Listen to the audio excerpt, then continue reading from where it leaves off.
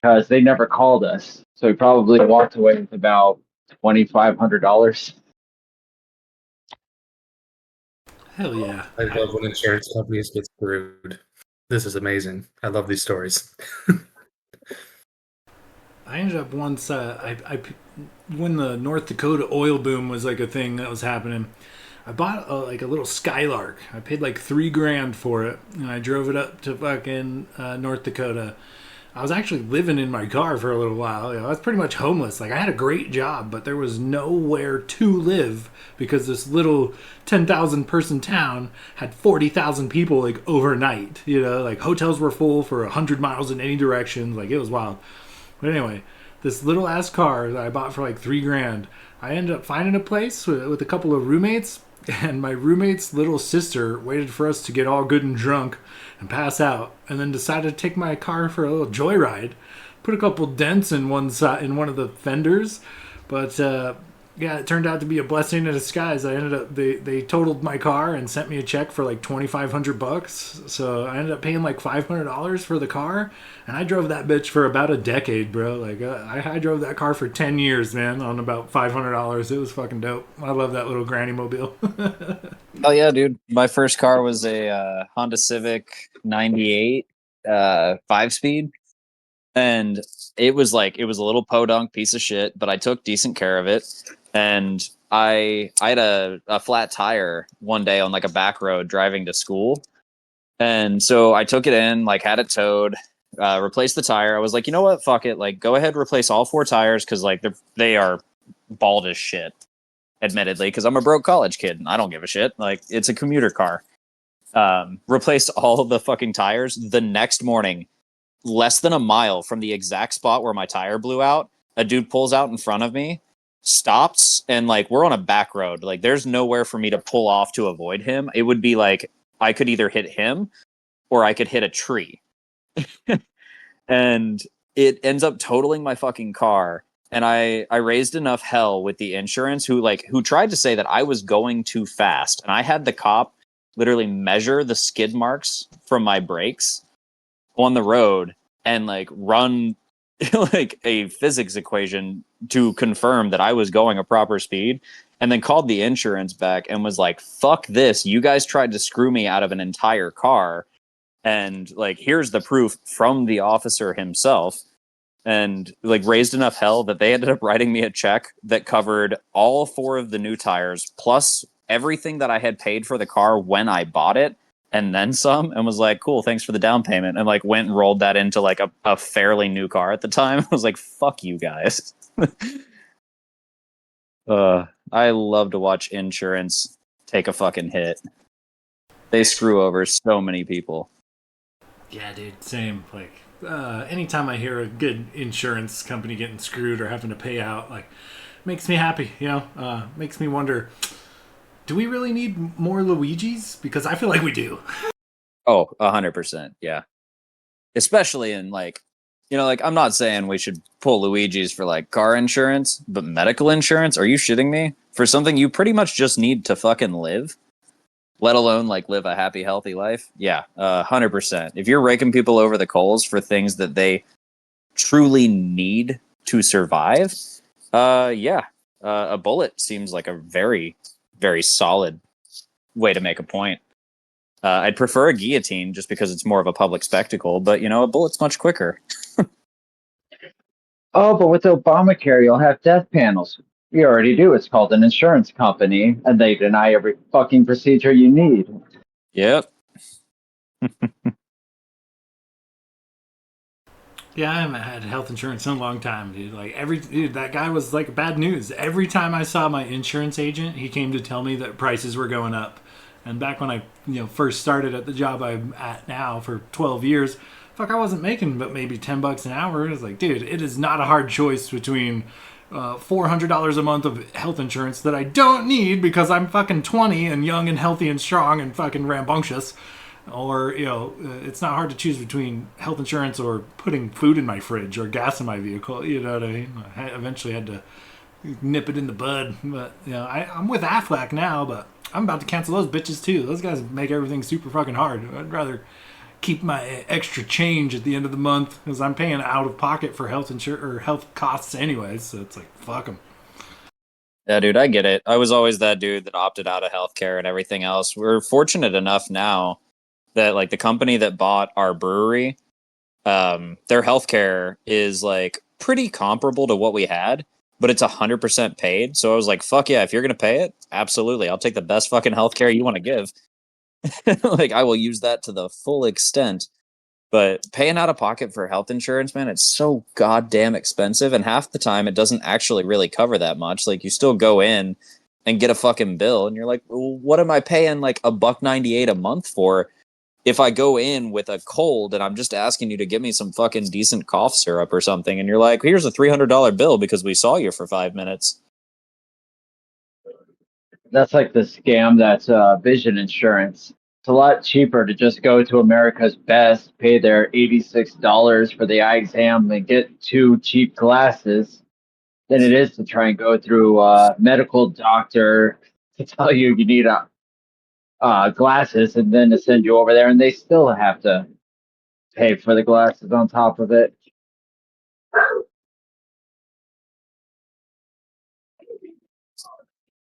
But even worse is dental insurance, or as I call The it, fact that dental dental coupon. vision, yeah, the fact that dental, vision, and medical are 3 separate things.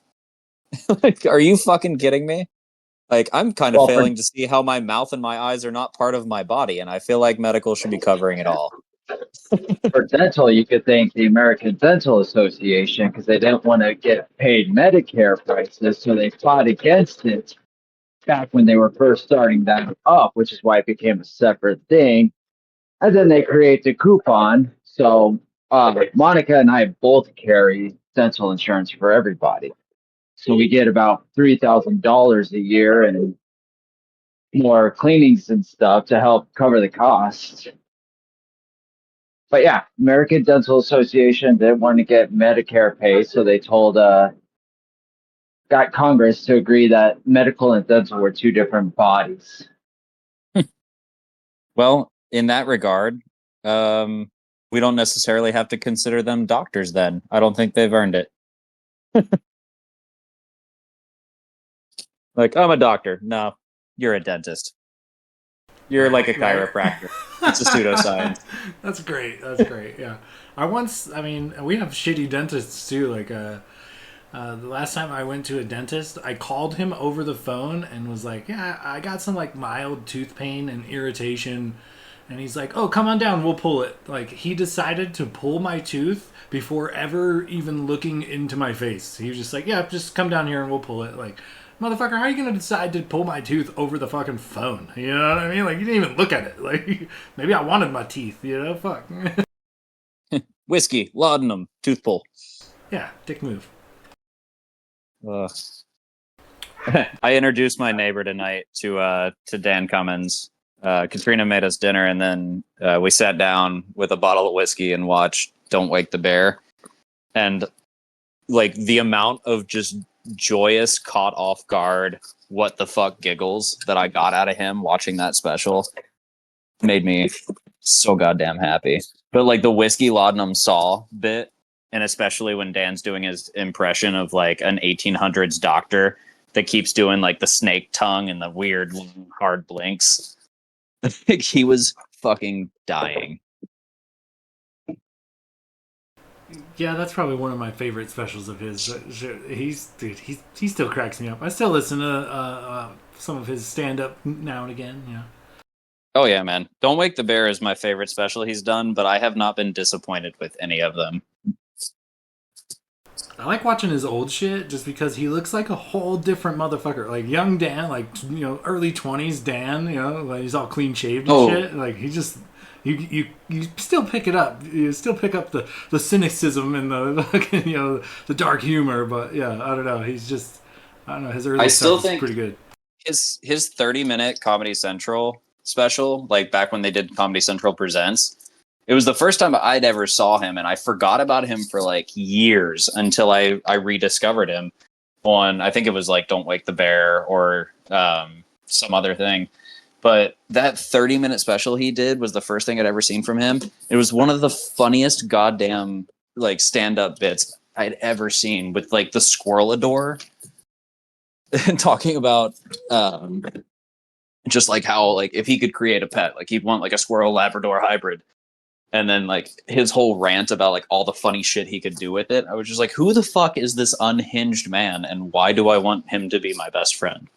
That was my first, like, before I even knew, like, I'd seen that special with the Squirrelador, and I, like, cracked me up. It killed me. And then, like, I don't know, a few years ago, or whenever it was that you introduced me to Dan Cummins on, like, Time Suck, I was like, oh, that's him?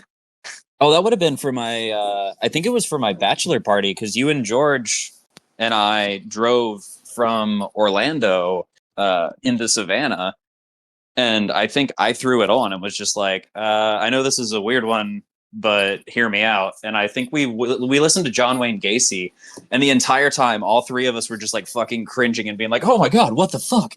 How is he joking about this? And then the rest of the time in Savannah, we were just cracking horrific serial killer jokes.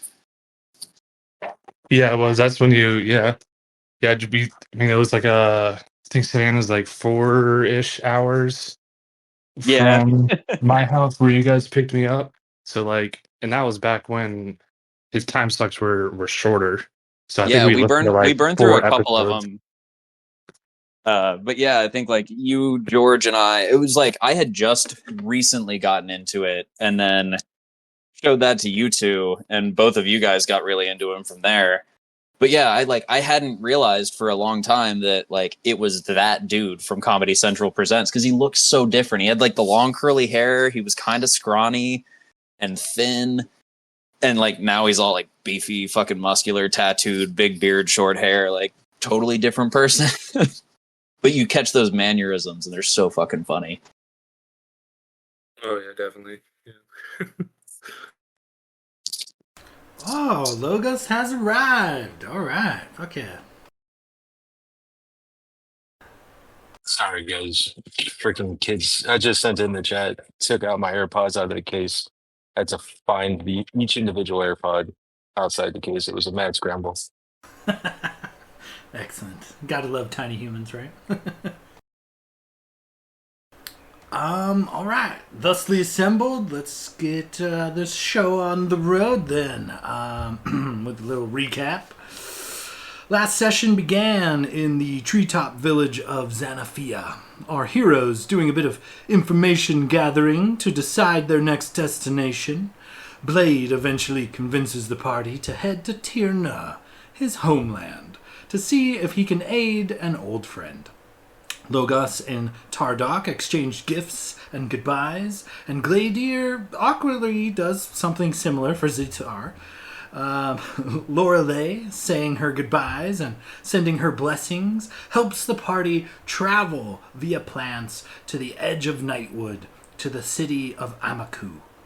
Amaku, located on the border of Nightwood and the Great Bog, is a place that is bountiful with spell and alchemical ingredients and components, and the party makes sure to prep for their journeys ahead by purchasing a small fortune's worth of potions.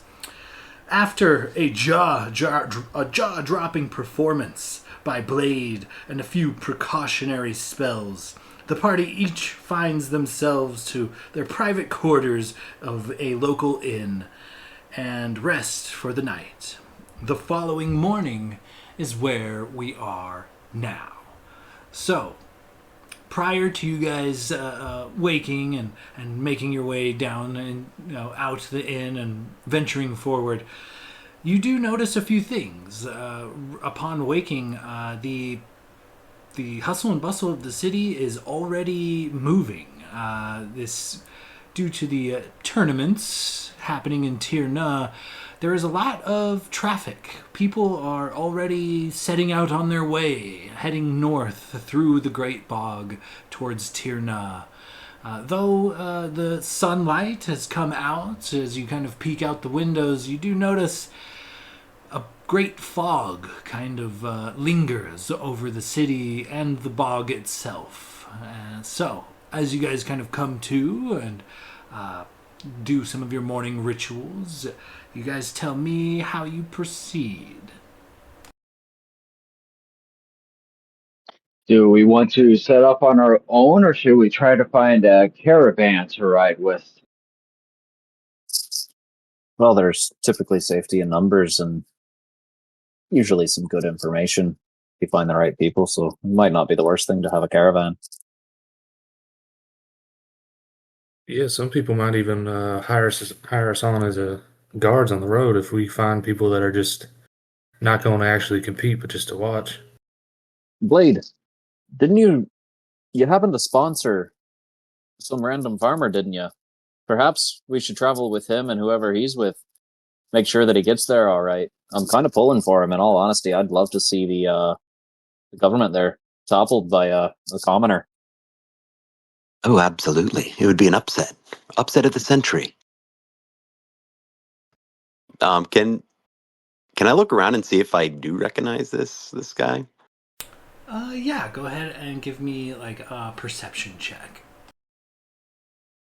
Wasn't somebody else there with him? Was it me or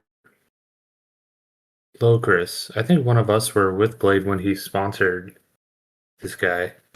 Actually, Blade was in the bar alone at that moment. Oh, he was? Yeah, Damn. I think I was talking to try and give you. Yeah, I was going to try and give you help looking for him, but if you were by yourself, then that's all you. I don't need any help. Here we go. This is going to be absolute garbage. Fuck. Okay. All right. Let's see. Fuck. I need help. So, you kind of look around with a 14. You don't really recognize a whole lot of any of these people. Some of them look to be potentially from Nightwood. Some of them maybe from a bit farther. But you would know that it was only, maybe a day's time ago that you sponsored this potato farmer.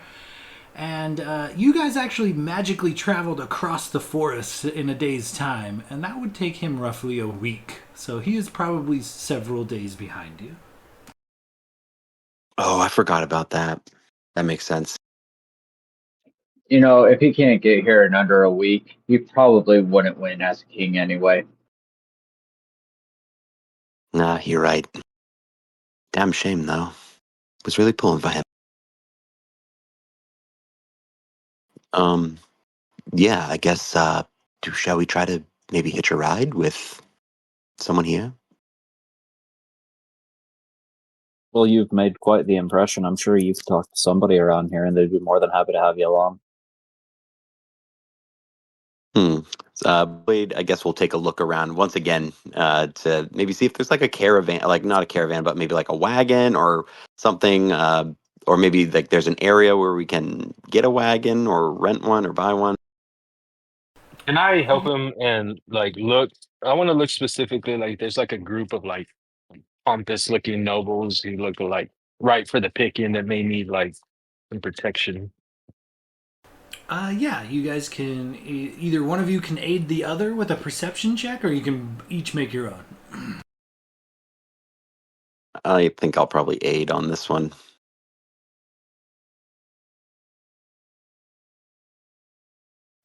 Okay, Logus, give me a perception check with advantage.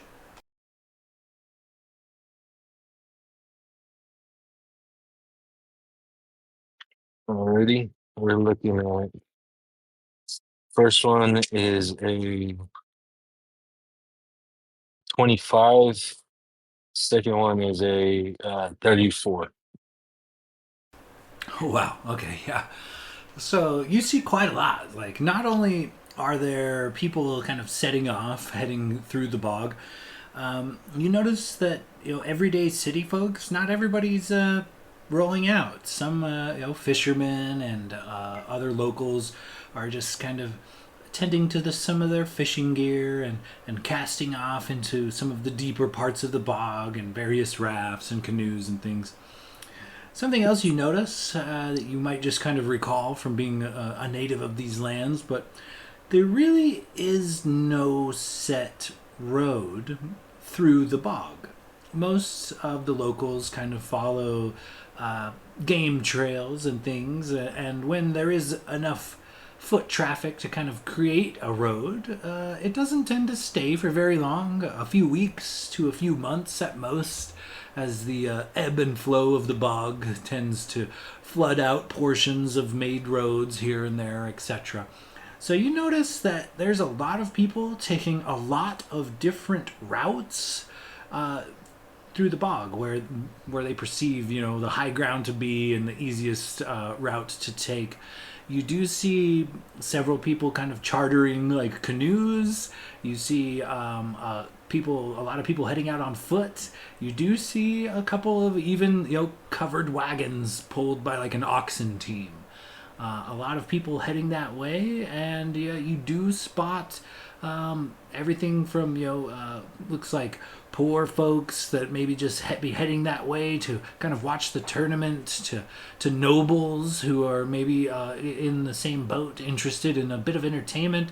But you also spot like squads of mercenaries, or what appear to be other adventuring groups, perhaps people who are actually interested in joining the tournament. So you have like a wide array of individuals heading off in many different directions, all with the same destination. So tell me kind of what you do from here.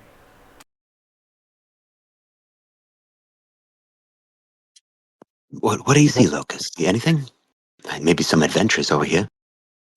It doesn't seem that there's a set path. I mean, everyone's seems to be making their own way. I mean, there are groups that we can latch onto, but here it may look weak if we, as a group, try to glom onto somebody instead of making our own way. The sense of justice don't need others to make it through here.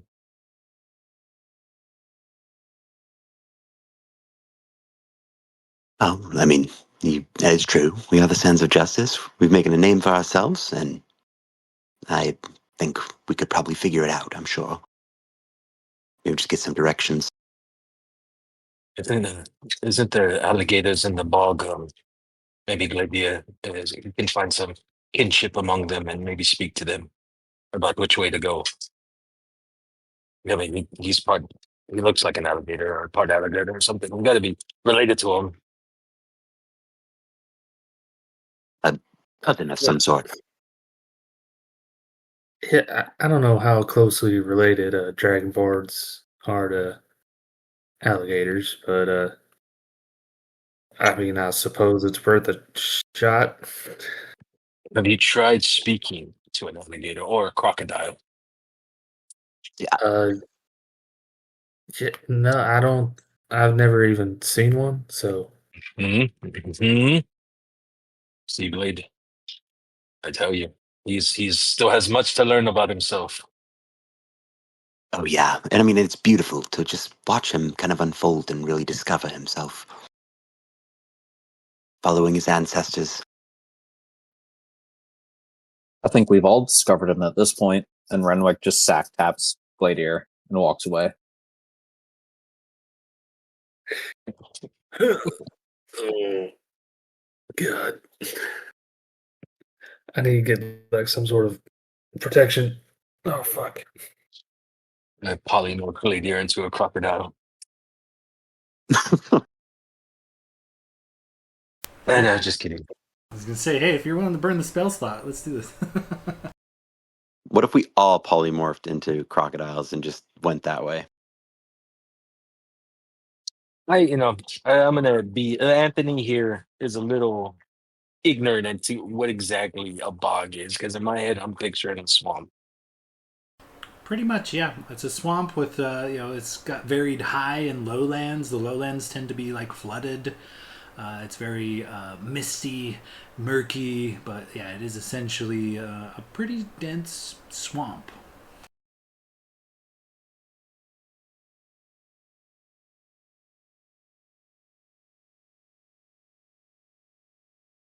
Hmm.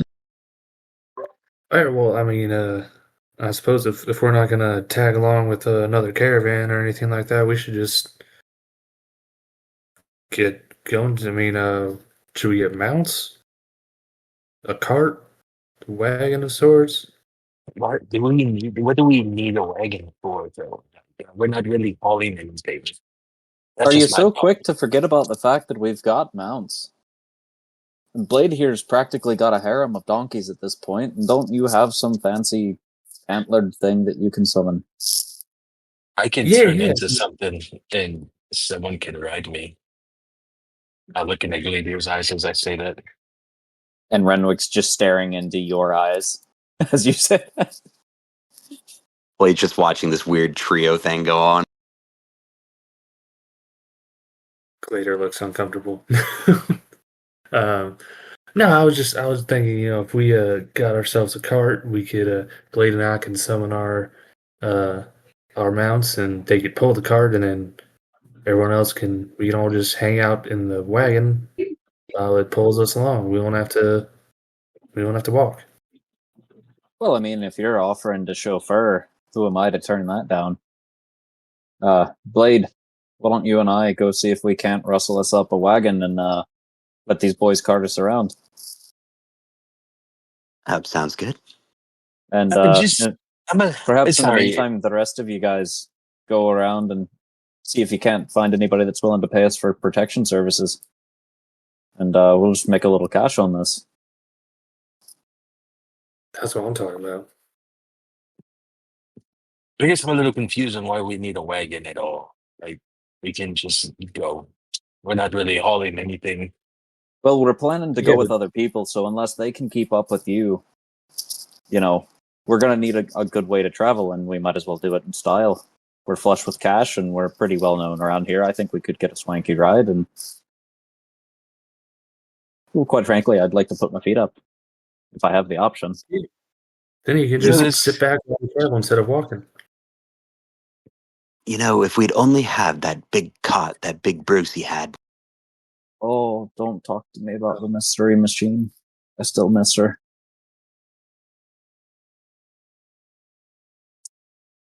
Down. All right, well, you guys do that. I'm gonna work on summoning my mountain Logus Loker, so we can go see if we can get someone to pay us to make sure they don't die on the road.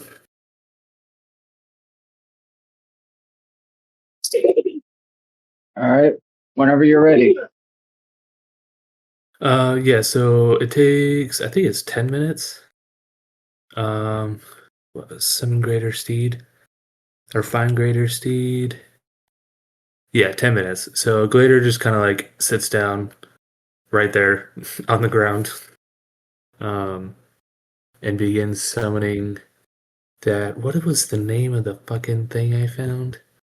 I think it started with a P. Are you talking about the stag you used to have?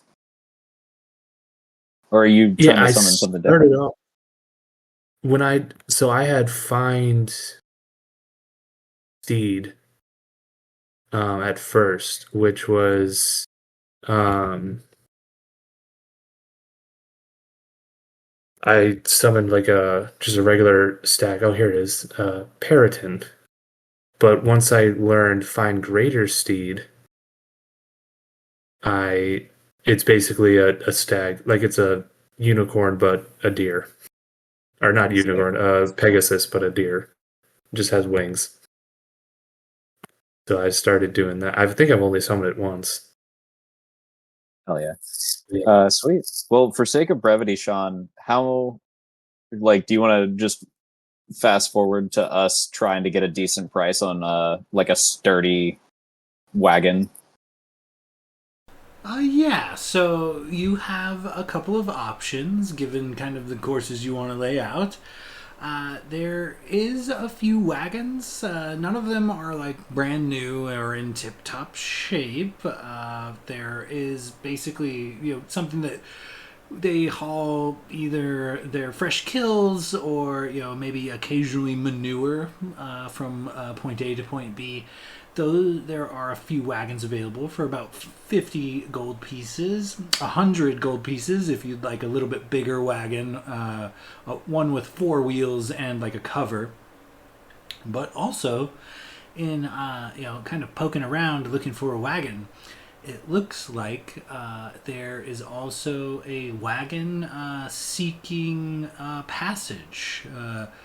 A handful of ladies of the night, some courtesans, if you will, find themselves without steed or protection, and they are asking some of the locals for help. They seem to be either looking to purchase some steeds and or warriors to accompany them through the swamps. In which case, it would appear that you could make 50 gold and travel with them, or you can spend 50 gold and get your own wagon.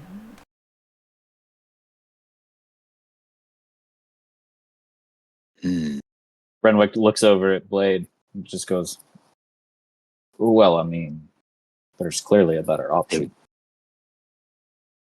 I mean, it'd be rude. I mean, without protection, how could we sleep at night? Well, you always have to have protection. And in this case, it'd be us. Renwick just keeps looking back and forth between Blade and the courtesans. How many of the courtesans are there? We're gonna call it a half dozen. So there are 6 ladies of the night, and their head mistress, Bethania. She seems to be, taking the lead. Bethania is both trying to purchase soldiers and steeds for the journey.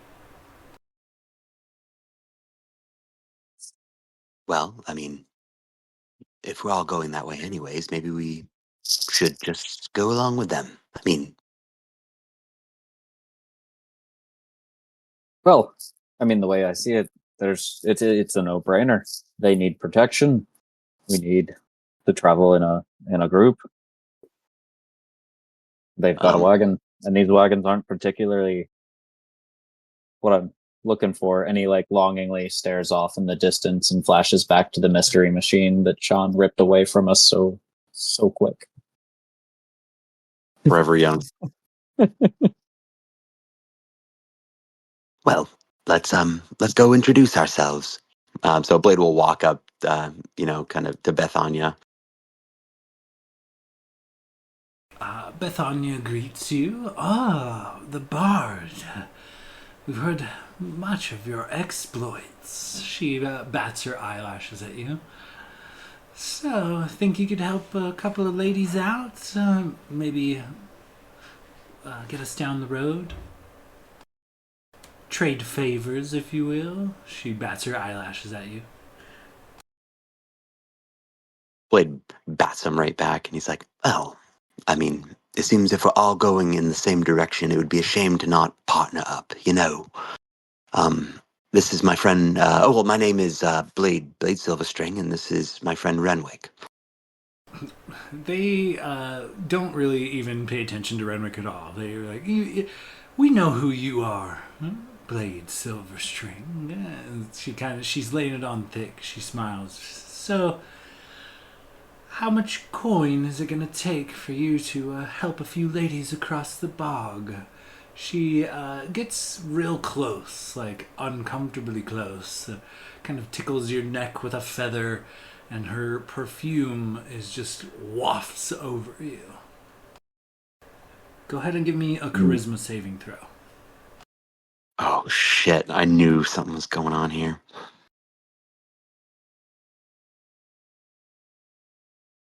Let's see where my charisma's at.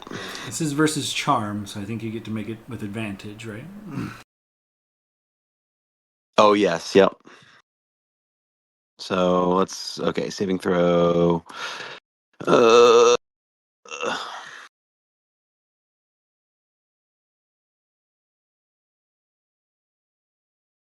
23? Oh yeah, passes by a mile. She, her wily charm and a bit of magic behind her tongue does not seem to take hold of you, much to her disappointment, but she still bats her eyelashes and awaits your answer.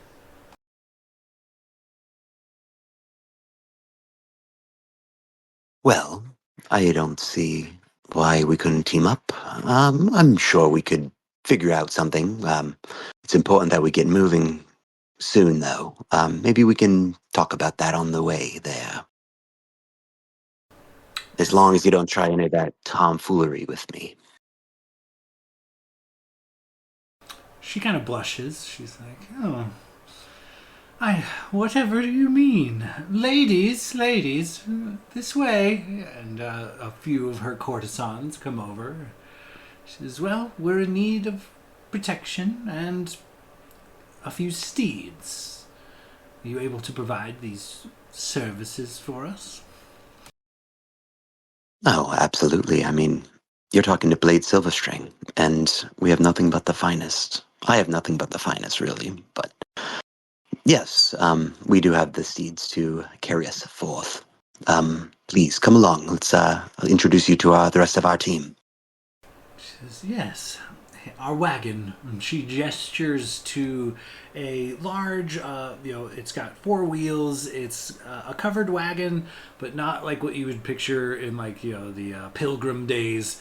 It is quite lavish. It's got, it's covered with red silks with gold little frilly edges and things.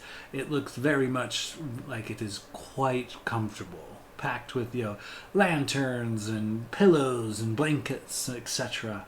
She says, hopefully our luggage won't be such a big deal, as she kind of gestures to the pretty well packed wagon. Well, our steeds are pretty strong, but we'll see how they fare, and if we got to pick up another, we will. Excellent. And Renwick looks over at all the stuff and he says, now, if I might suggest, for a premium price, my friend here has a magical sort of storage unit, and we can certainly lighten the load a little bit while guaranteeing safety. And kind of nudges Blade about his portable hole, knowing that we could store all the luggage in there safely and maybe not need an extra steed. No, that's a very good point, Renwick. Yes, I do have a item that could potentially lighten our load. That's if you're willing to trust us. I mean, I would assume you would be willing to trust us if you're going to be coming along with us. Go ahead and give me a persuasion check.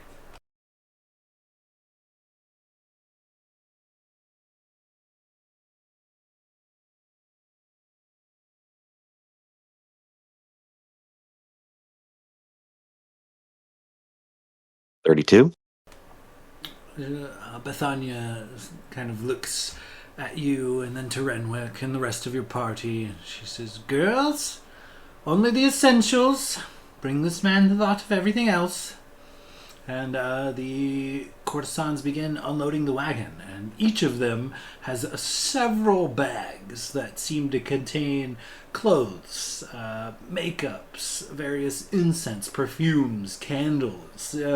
Each of these women, though there's only 6 of them, has probably 6, maybe 7 bags each. They have loaded up to the gills, and they unload most of their wagon and present their wares to you. Perfect. I'll walk over to the wagon and drop the hole down for them so they don't have to lug it anywhere. Just so try to be courteous. Is Gigabraltar still being stored in the portable He hole? is. So as soon as I open it, Oh, he's back! I'm so excited. You just hear like he just got hung up on that one note. The ladies look on curiously, but shrug and seem to pay him no mind, as each and every one of them seems to just pelt this donkey with their heavy baggage as they toss it into the hole.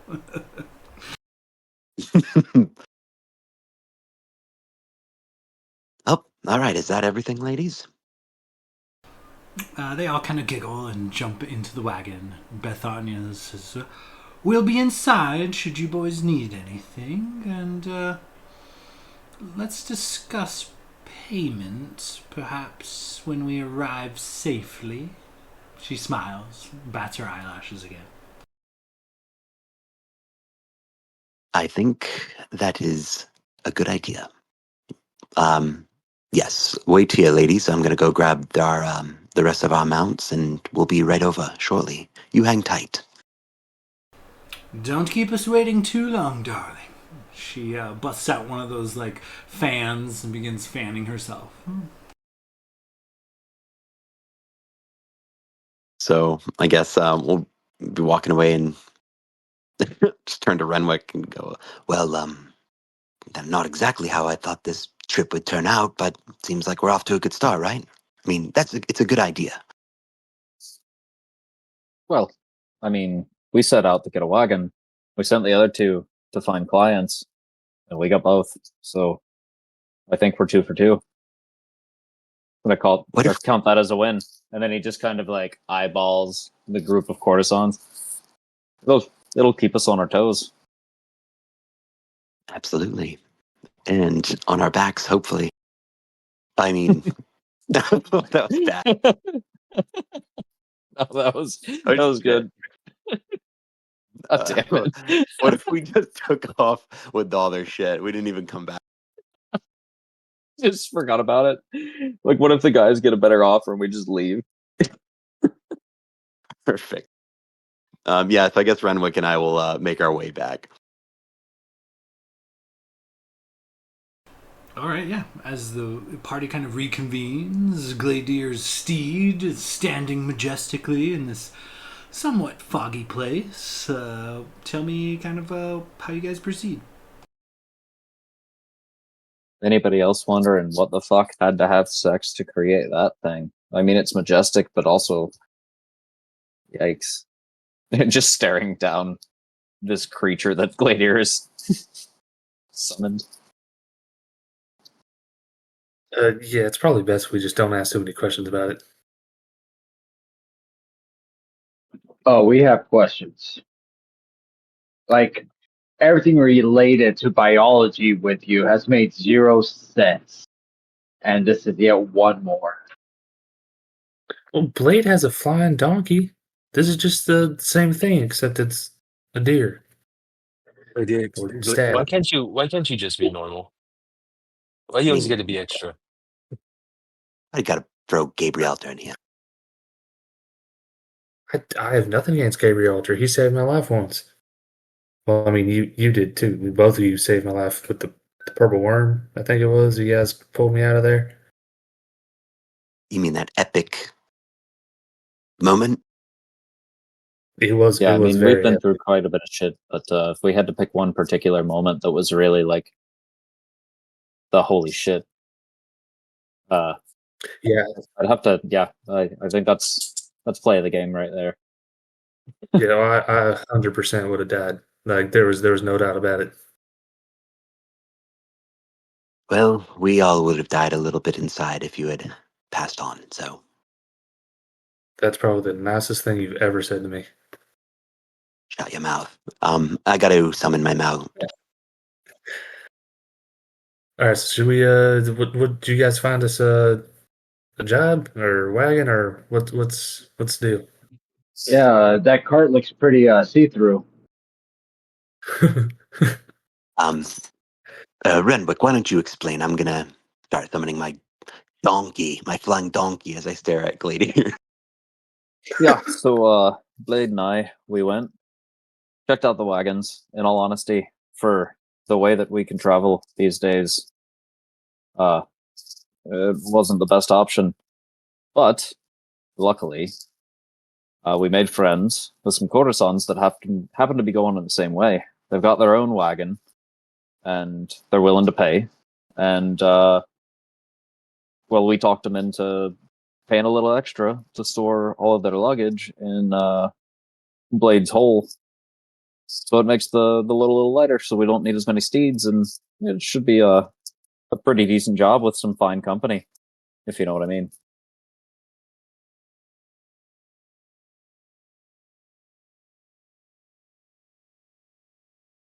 I mean, I feel like that's about as good as it could have gone right there. You guys did good. Always do. Were you doubting? Oh no, never. And yes, Renwick just gives you a wink and then sort of like gestures toward the courtesans. Just like, shall we go load up and be on our way? No time like the present. Blake, do we know anyone in Tirna? Or Sean, would I know anyone in Tirna? Like, have we spoken to someone else that's gonna be there that I would know? Not. I mean, it seems to be. You see a lot of your fellow countrymen heading that way, but you haven't actually set foot in the nation of Tirna. Not yet. Not as far as I know. Because I know like some people from Xanathia were going, but I'd have no idea if they made it there yet or not. I'll say, go ahead and give me a perception check.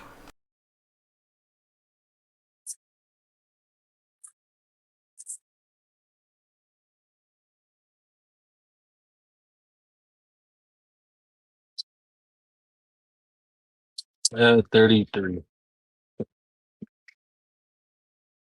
Did you say 33?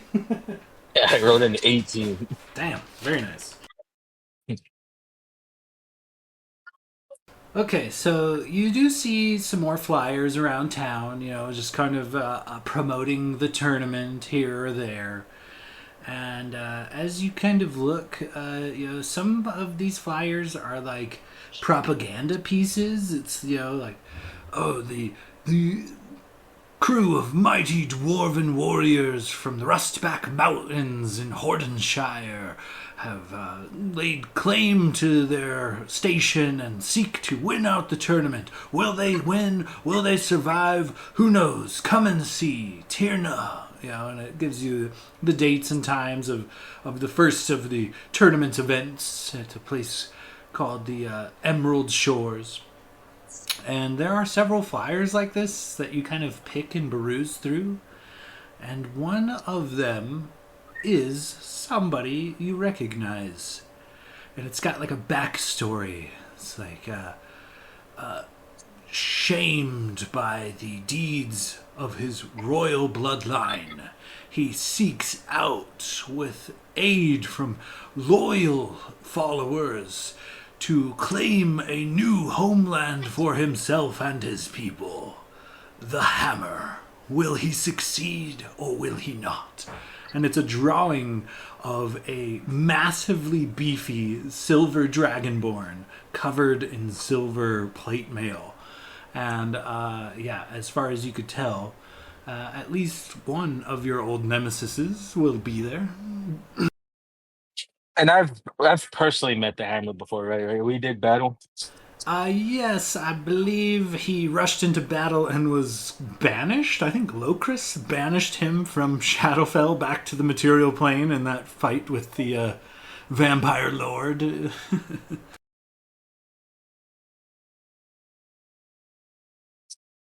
Okay. Because I had a thought, but I don't know if it would work. I wanted to know if someone was there because all I have to do is see a tree or something in Tierna, and I can use one of my spells to get us there. And I was thinking, you tell me if this will work. Could I potentially scry on the hammer to like see if I see a tree in his background or something? Yeah, give me just a sec. I'm gonna disconnect and reconnect, and we will do that.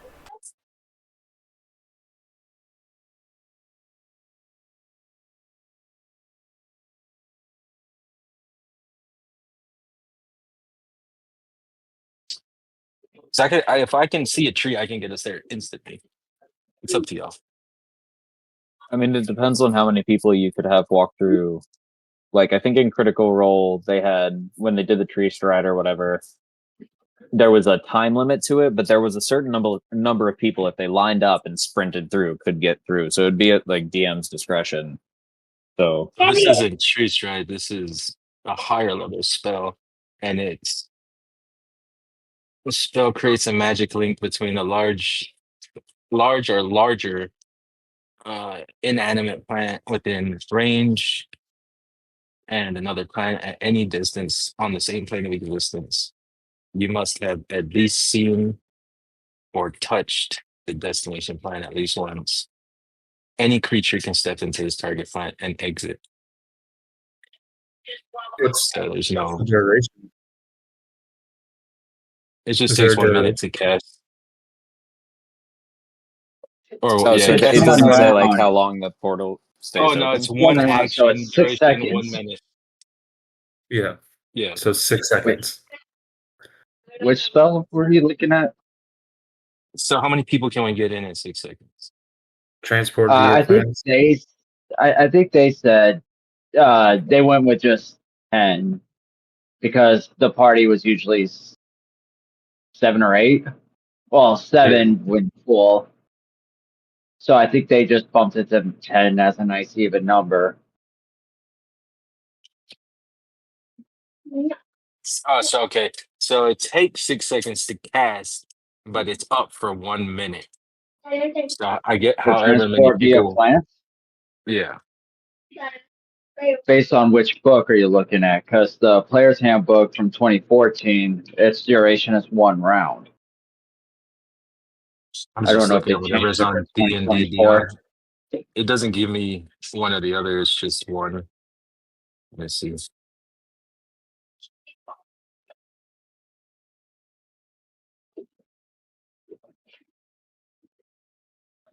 Yeah, 1 round. Casting time 1 action. Duration 1 round.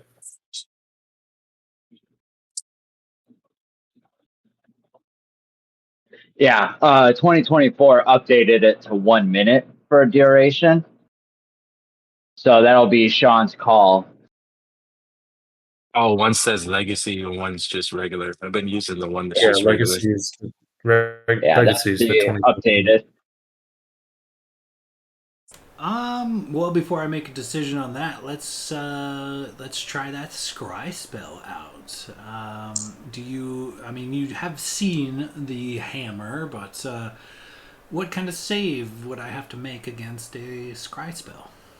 So it's wisdom 18. If I've met the target, he gets, since firsthand I've seen him, met him. He doesn't get any modifier. Um, and since technically I have a picture of his likeness in my hands from the flyer, he gets a -2 to his save, and he's got to roll wisdom 18 and then subtract 2 for whatever he rolls. 17 on the dice becomes a 16. So if you're willing to burn the spell slot. Yeah, fuck it. I'll burn it. I'll scry on the hammer.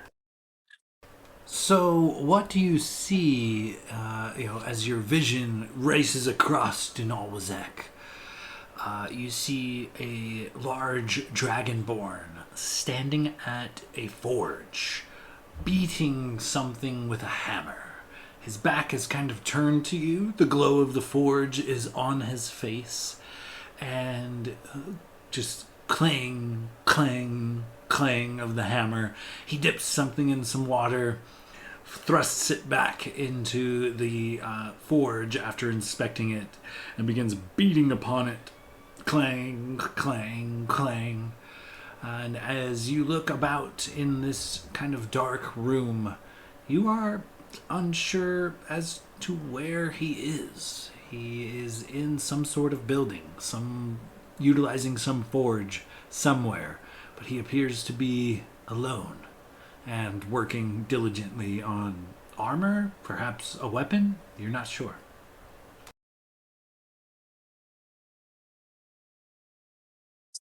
Do I see a tree? in this forge. You do not see any vegetation at this point in time.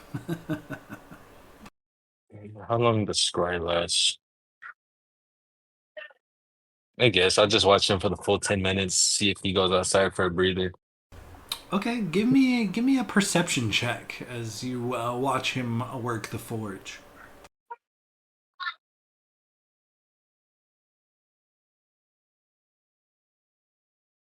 Let's see. It's a dirty 20. With a dirty 20, his sweat's dripping down as his muscles bulge, and you noticed some markings upon this dragonborn. Tattoos. Interesting designs that bob and weave across his back and shoulders. But it looks like one tattoo has been scarred over, almost like scraped off via some sharp instrument or tool. And near it is a holy symbol you are familiar with. The holy symbol holding a skull and a sickle, the symbol of Nerul. It would appear that the hammer has a new master.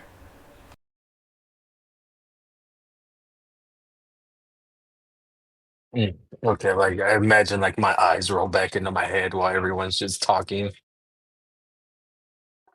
And after 10 minutes, I like come back. Okay, so good news, Gladier. No, bad. I don't know. Just news, I guess. Our old friend the Hammer is in Tirna. Uh, seems, I guess, to be competing in the tournament. He doesn't look happy. He's seems to be working on something, some kind of weapon or something, and he's also a follower of Nero now. So yeah. I think later, like visibly, like just like his whole like every muscle in his body like goes rigid, and he like I don't know, just takes a deep breath. Yeah, well, if we weren't sure about going there before, I'm definitely going there now. There's the one person left that helped destroy my family. So, yeah, if he's in the competition, then so am I. Of course, we're gonna Blade. We're gonna do help your friend first. I mean, obviously, that's our main priority going there. But in close second is I'm entering that tournament, and I'm gonna take care of that. That piece of shit. Well, hey, Gladier, if you become king, you could just release his friend from prison by order. Oh, that's a good point. Yeah, yeah. I can just pardon him. That's easy, right?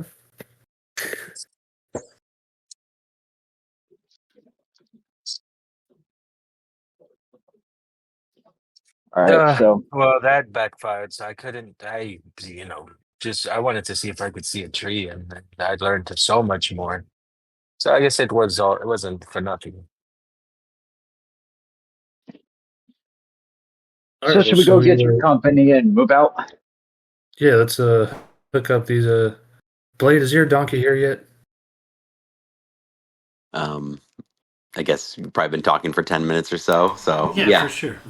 He interrupted you at 9 minutes and 50 seconds and broke your concentration. Bitch. Yeah, mounts are summoned for sure. Perfect. So saddle these boys up. Let's go get him. So as you guys kind of lead your magical mounts over to this wagon, you will have to strap them in order for them to be able to tow it properly. So just so you're aware, the flying prowess of your mounts will be minimized if even at all capable during this time while they are strapped to this wagon. Oh, Could damn. we potentially have the mounts fly so the wagon does a sick wheelie the whole way? Like Santa Claus, except for like hookers.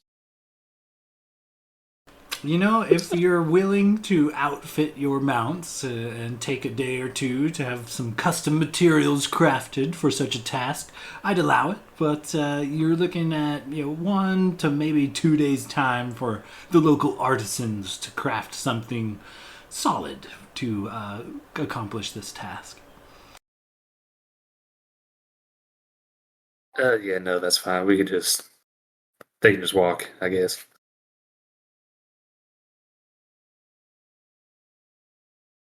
I have an extra horse.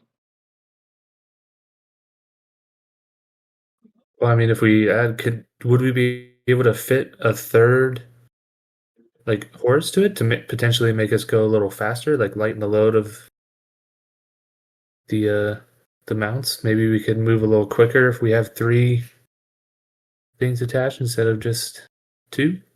Yeah, I'll say you could sled dog it and have like the horse take lead or something.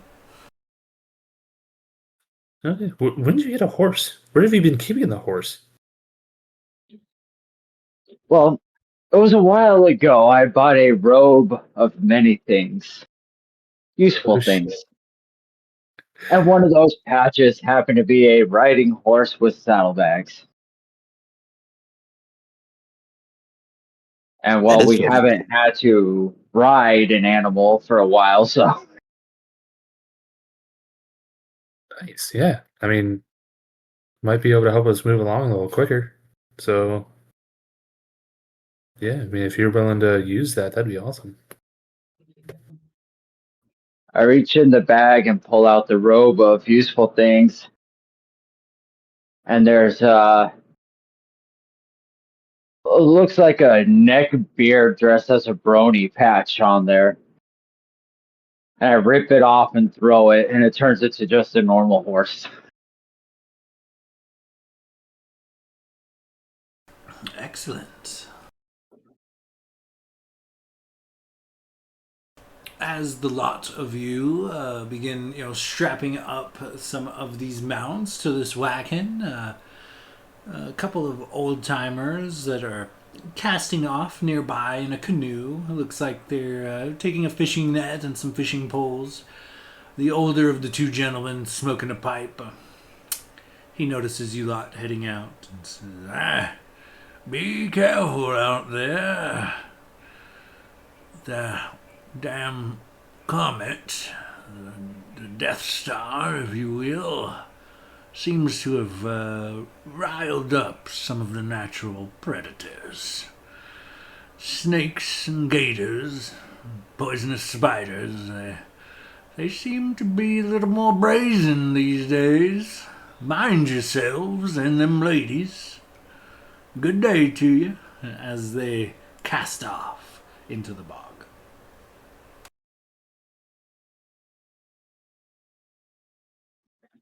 Fucking boomers. What a fucking creepy old man. That was his problem. and mind his own business. Now get shots back. Hey, old man, you be careful. Will do. Thank you, youngster. He disappears into the Good job, fog. Lotus. Fucking showed him. You told him. A fucking cat crack off a shatter spell. This Jesus old guy's Christ. being nice. No. Okay, alright. Just explode this commoner's head with shatter.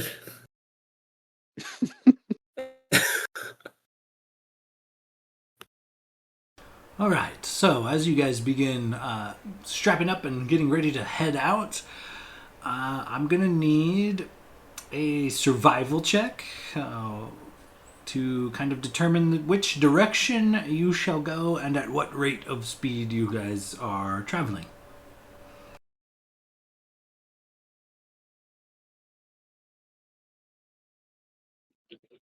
You want that from everybody? I will say a couple of you can make whoever's taking point. You can make your own survival check, or one of you can I'd accept a couple if you want, but or you could aid one another. But no need for the whole party to make it. But if you want, yeah, everybody make one, and we'll just take the highest roll. I'll aid someone. My survival's only +1. Yeah, I got a +2. I have a +5, but I'm assuming Locust is higher. Yeah, it's not much. I got a +10. Not much, +10. I aid Locust. Ooh. What is survival? Wisdom.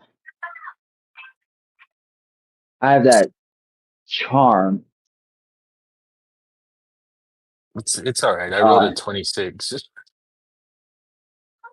Well, fine then, dick. Thank God, because my first one was a 2. All right. So as you guys make way with Logos taking point, kind of leading you guys around the giant puddles, trying to stick to the high ground as best as possible. There are, the fog is thick, and the wet earth squishes beneath your boots, and the clopping of the animals. It's a few times the wagon does kind of dip or get a little stuck or find like a patch of really wet earth and sticky mud, and the animals struggle to pull it through, but with the trio of them, it's only a bit of time here or there, and you guys make a good pace. After, we'll say, several hours of marching through this bog, we'll say, Logos, you're taking point. Go ahead and give me another perception check as you kind of find your way through this bog, leading the party and others. You're not gonna believe this, but it's a 29. Excellent. So, as after several hours of travel, Logos, you see up ahead. It appears to be a wagon, a covered wagon similar to yours, but maybe 10 feet or so kind of off the path you would have traveled. You're sticking to the high ground and trying to avoid the waist and sometimes chest deep water. But you see this wagon seems to be stuck. It is buried almost, just the covered part is sticking out, and the tops of some wheels. And all around it, there look to be a handful of people. But as you get closer, they are not living people. They are statues made of stone.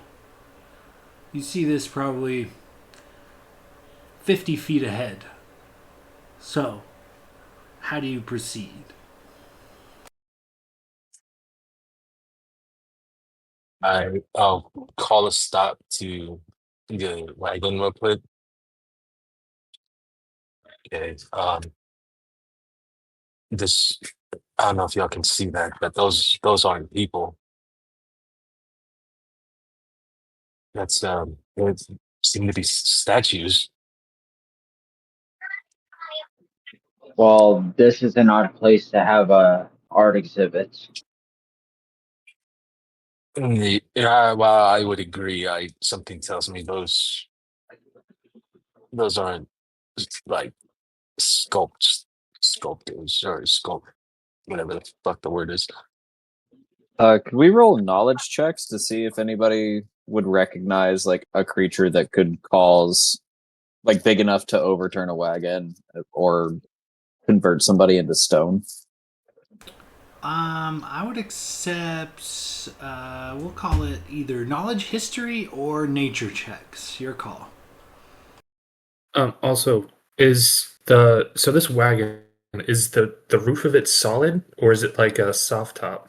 It's like a soft top. It's like a canvas leather, and the bog is only inches away from having covering. You could still see some of the wood sticking out of the bog, but only a couple of inches. Like maybe the tops of the wooden spoked tires are all that is visible. Most of the wagon appears to be sunk in the bog. Sorry, I should have been more specific. I meant the wagon we're riding on. Oh yeah, the ladies. Excuse me. The ladies' wagon is quite. They've got like velvet silks and things drawn across the top rather than just like a plain leather. It looks like it could handle a bit of weather, but it is definitely like a fancy wagon for sure. In fact, none of them Gotcha. have actually stepped outside the wagon since the journey began. You hear the occasional giggles, and you can smell a bit of incense here or there. Maybe a bit of light from a lantern peeks out occasionally, but for the most part, they're isolated. Okay, sorry. So reason I was asking, I just want to get as like high of a vantage point as possible. So I was gonna climb on top of the wagon if it was like a hard top With your big like roof. ass. Well, yeah. Now that I know that it's canvas, I'm not gonna do it.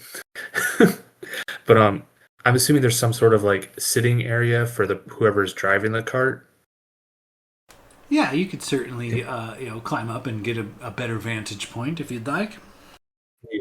Yeah, I just want to like stand up on there and just like get up on my like tippy toes, I guess, and just look around and start trying to see if there's any like looking for anything, any sort of creature or whatever that could have done this. Lucas While is everyone on else is edge, and then he immediately clocks a good gear, trying to get a vantage point to see something, and he's like, "What is this thing doing?" Yeah, for sure. Give me a perception check, Gladier. I'm going to say, due to the copious amount of fog obscuring your vision, perception checks made at this point will be with disadvantage. With my shield, which I'm assuming I would have, considering regarding these people, I get advantage. So is that a straight roll for me? Correct. All right. I'll roll that if everyone else wants to do their nature history checks. Yeah, have nature and history checks. Anybody who rolled what? I rolled a 19 for history. I rolled a 17 for nature.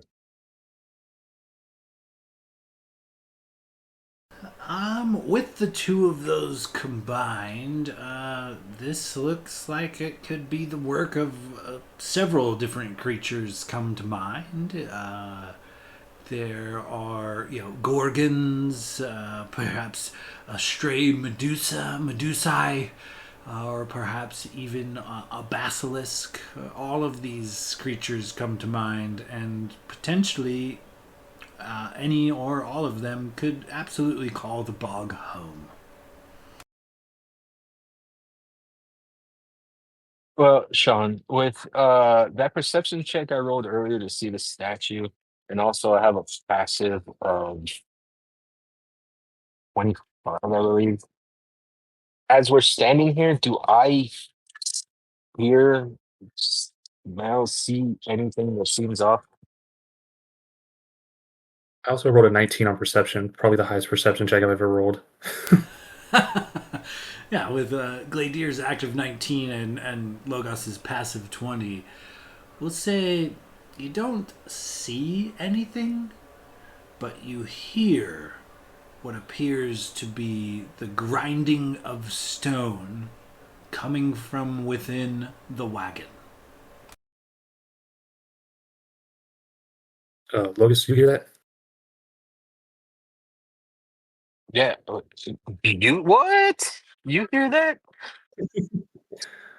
I know, I must be having a good day, I don't know. But yeah, guys, it sounds like there's some like stones grinding against each other inside that wagon. Ah, man, fuck you. No, Chris, do you have something? Can you just blow up that area? I mean, do we really want to see what's in the wagon? I do. Uh, yeah. I'll since I'm on the magic carpet, I'll just start floating it over that way. Ooh, very nice. Yeah, you float your way over towards the wagon, creeping ever closer.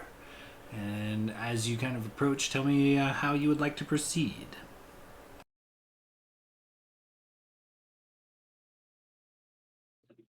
I'll take a look around, and I have blind vision, so I can feel a presence within 10 feet of me.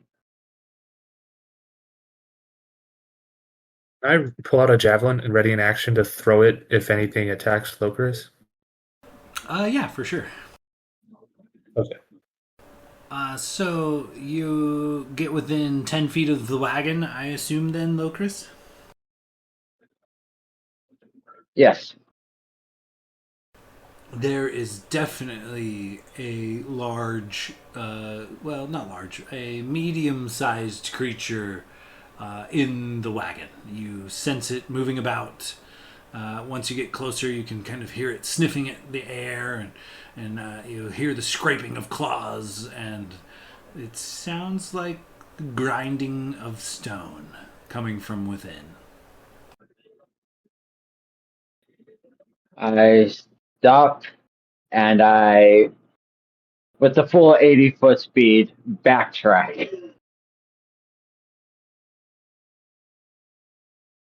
And getting back.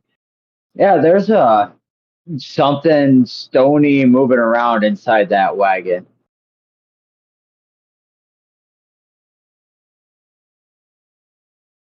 Should we go kill it?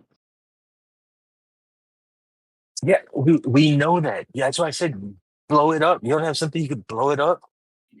I mean, we were paid to protect these lovely women, and I'd hate to bring them any closer to this. So if we are going to attack it, then we should certainly separate ourselves. But for what it's worth, I'm sure we could cook up something to try to sneak up and at least get the first attack on it.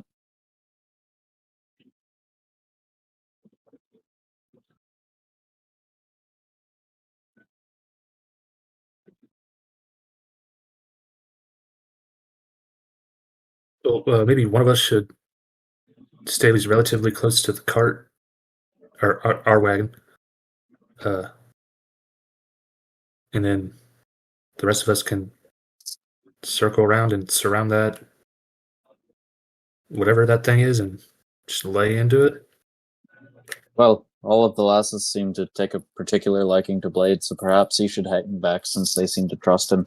They're more inclined to listen to him in times of stress. I can watch over these fair ladies if you guys want to scout ahead. I can even put them in my hole.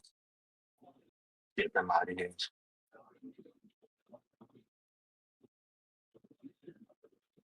Well, they should be fine. And we're just using more time trying to get out the hole, put them in there, tell them to climb up, and all that stuff. Blade will keep an eye on.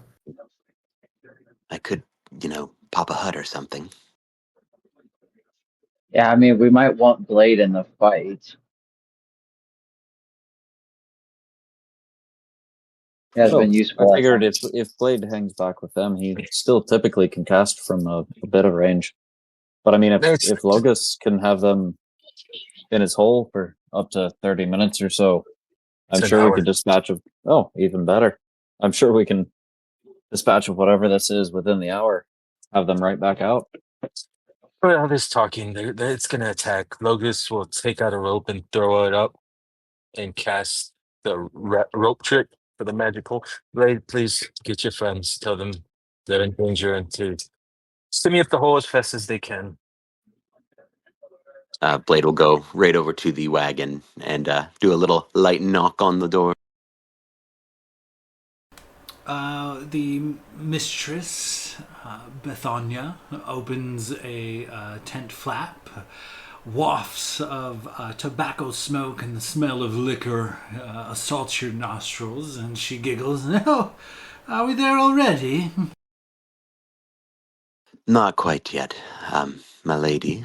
it seems we might be coming up against a little bit of trouble ahead, and where we are supposed to protect you, it is, we think it is wise that you venture up into my friend's hole here. As he point, and I point to the rope. I know it's not ideal, but you need to trust me on this one. Go ahead and give me a persuasion check. Noted. Gladier positions himself between the two carts while Blade is talking to the ladies.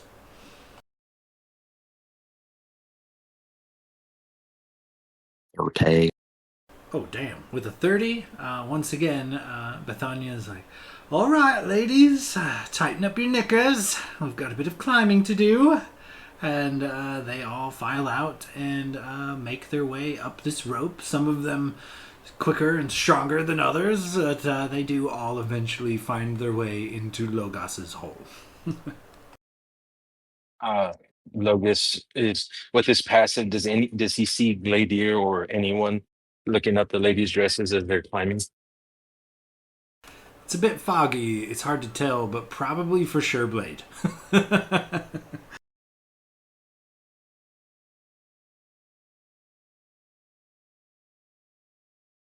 Blade was, as they're all climbing up that rope too, I'll kind of like look up. Like, nice. Blade, you're such a rascal. Oh, you saw that. These eyes. It's like that doesn't look in the eyes.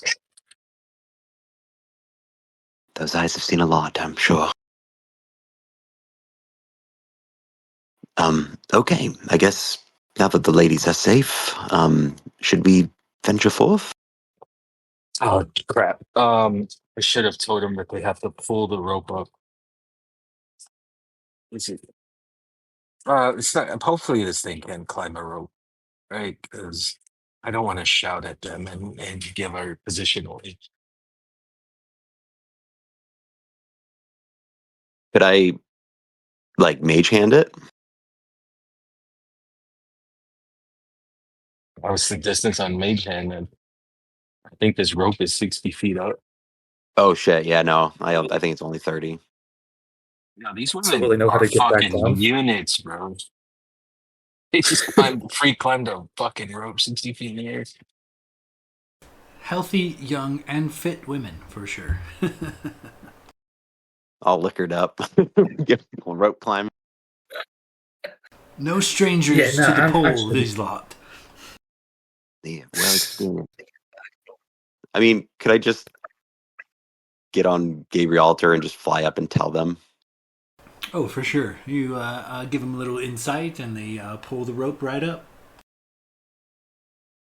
All right. And all right, are we ready? yeah, let's go kill this fucking thing.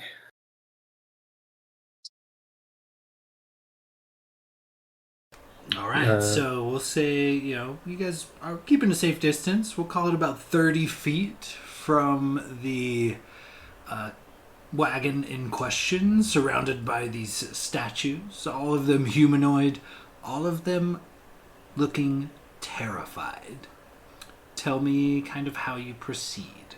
It would appear that all of the flaps seem to be closed. There is no easy visual on the interior of this wagon without one of you approaching and pulling back the flap yourself.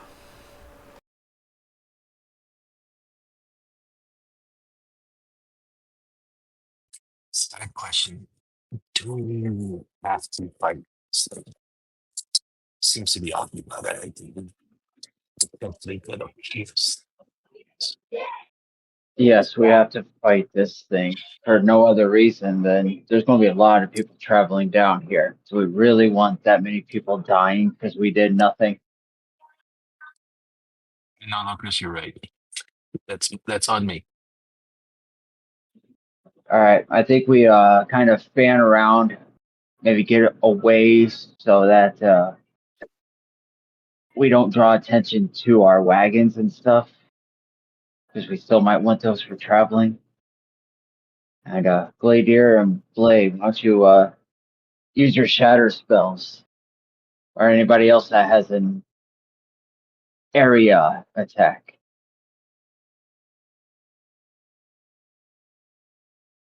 Blade Oh yeah, nods. yeah. I don't think I have anything like that. Oh, Gladia. I have a spell called Hypnotic Pattern that I can cast. It's got a 30-foot radius, a 30-foot cube within range. So I won't have to catch any of us in it. I can just position it to where it's just over that area. So if you guys want, I can throw that up and we can try to get a good look at it so we know what we're dealing with rather than pop off.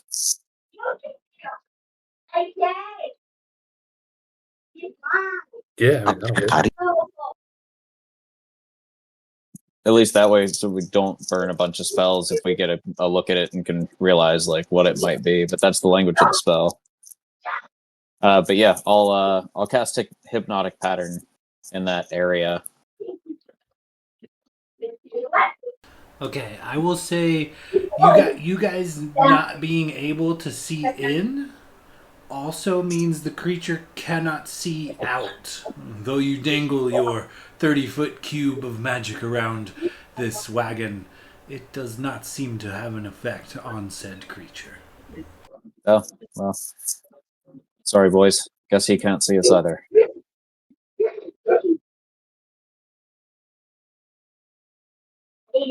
Oh, does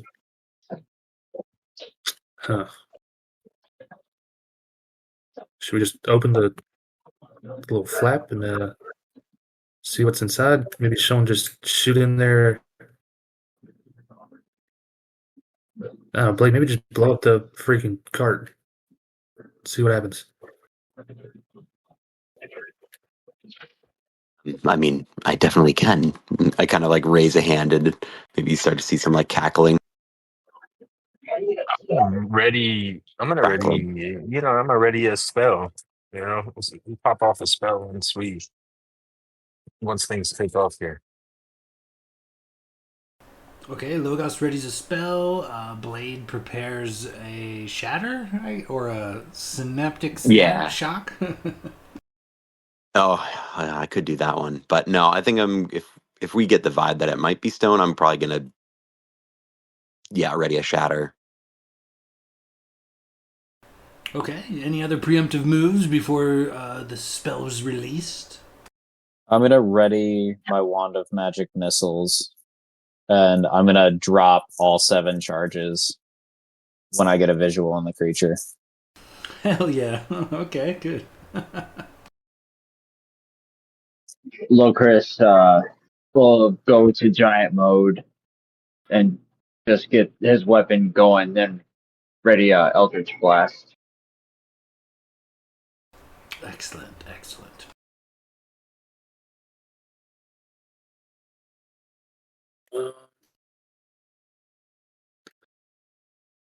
Yeah, I don't know. I don't think I got anything.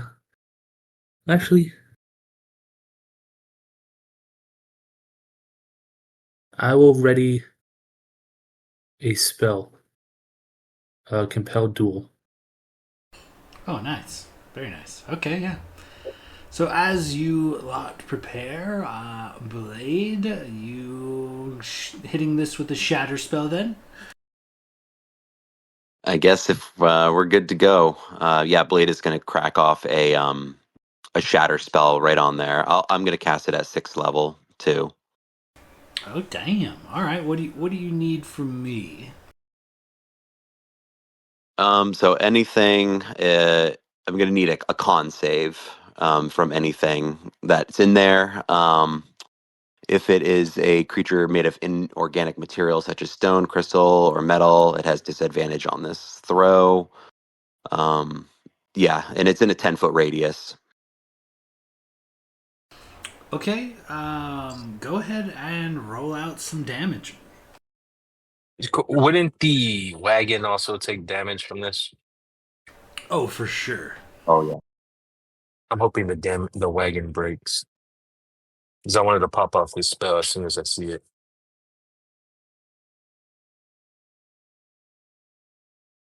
Whoopsie. Sorry. Wrong chat. Whoops.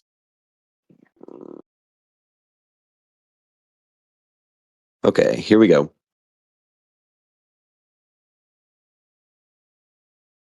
Uh, 40. Very nice. So, with your shatter spell, you completely obliterate the outside of this wagon. Splinters and leather just fly off, and a guttural growl as a rather large creature, this, what you guys would know to be a basilisk, many-legged lizard, quite large, gnawing on what appears to be the lower half of a mostly eaten statue, roils in pain and howls to the sky as it flips around to look at all of you. I'm going to say a lot of things happen simultaneously. All of your held actions, but at the same time, everybody give me a Constitution saving throw, as merely meeting this creature's gaze begins the petrification process. Well, could I'm I potentially put off my spell before it turned around? Because I did say I want to do it as soon as I saw it. I'm gonna say, yeah, you readied an action. It wasn't sure you were coming, so your guys' rounds is gonna happen first. So let's get all of your guys' held actions out of the way. I believe Gladier had a spell and Logos had a spell, correct? So I wanted to cast Sunbeam on it. You launch a sunbeam in a 5-foot wide, 60-foot long line. Each creature in the line makes a Constitution saving throw. On a failed save, creature takes 68 radiant damage and has the blinded condition until your next turn. Successful Ooh, save, it very takes half nice. as much. I'm looking So at it's gonna be a con 18. I'm looking at a whopping 12. I think that's a fail. Go ahead and roll some damage. So it's gonna be blinded if it can be. I'm not sure about a basilisk. And it's gonna take 68 damage, which comes out to 20 points of damage. All right. A beam of sunlight pierces through the fog and seems to crash into this creature, causing its skin to boil and it to roar in pain. And Gladier, held action, spell. Yeah. So I cast Compel Duel. This is kind of my own fault because I didn't read the entire language of the spell. But probably momentarily, it's compelled to only attack me. So you attempt to compel a creature into a duel. One creature that you can see within range just makes a Wisdom saving throw. On a fail, it's compelled by your divine demand. It has disadvantage on attack rolls against creatures other than you. Each time it tries to move away more than 30 feet away from me, it makes a Wisdom saving throw. But the one thing I didn't read, the spell ends. One of the conditions is if a creature friendly to you damages a target or casts a harmful spell on it. So, Well, technically, I would have done my spell before you, if that matters. yeah, I mean, it might. I think everyone else is reading stuff though, so like, I'm just gonna take the hit on this because I'm not gonna. There wouldn't have been time for me to cast as and shout out, "Oh wait, don't do this stuff, guys." So Okay. I cast it. Yeah, it's my own fault. I didn't read the entirety of this spell. I'm looking at a whopping 14 for the wisdom save. Is that a fail? Oh yeah. Yeah, so my spell save is 18. So for probably about like 6 more seconds, he's compelled to only attack me. Excellent. Okay, well, Logos blinding this creature came in super clutch. And it is... I'm going to make a perception check with disadvantage. This creature is still currently unaware of your guys' presence. I'm going to allow the other members of the party to get a surprise in. So, Renwick, Locris, you get a free round. So just tell me how you guys proceed. Well, I had readied an action to fire off all 7 charges of my wand of magic missile. Yeah, correct. All right, yeah. So we'll rock that. That is going to be 7d6 plus 1.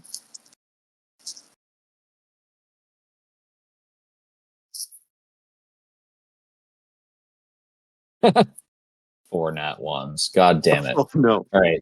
So 15 points of damage, and then I have to roll a d20 because I burned all the charges, and on a 1, it disintegrates, but my wand is fine, so I'll get some recharges on a long rest. I will say that meets the threshold, Renwick. Tell me how you use your wand to destroy this creature. No shit. He just, like, for the first time ever, he reaches down and instead of grabbing his rapier and like his crossbow, he just pulls out this wand randomly and kind of looks at it and goes, shrugs, and then just points it sternly. And you just see these 7 like bursts of light rocket out of this wand and just shatter this creature midair. And with that, without even having to roll initiative, without even all of the party having to take turns, you guys obliterate this basilisk. It is little more than gore, sitting in what is now, only broken remnants of a once probably fine wagon. So, question. I know that did when Blade did his shatter, did he get the other statues within that shatter range? I'm going to say with a 10-foot radius, he was able to not destroy the statues, but there are 5 or 6 statues kind of staring off with a look of fear on their face surrounding this wagon. Since I'm, of nature in the wood, would I know, like in my background or anything about the basilisk? Just like more specifically, would I know that these people have a chance at being saved, or like once they fully turn, they're done? I'm going to say, I'll accept a knowledge history, a survival, or a nature check for that.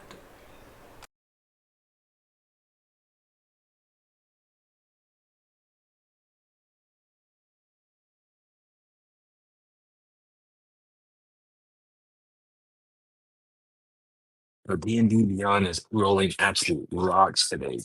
25 survival.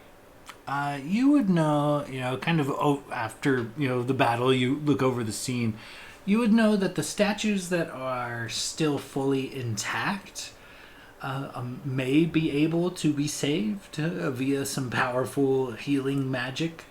However, the ones that have had vital pieces removed seem like they are already dead, a lost cause, if you will.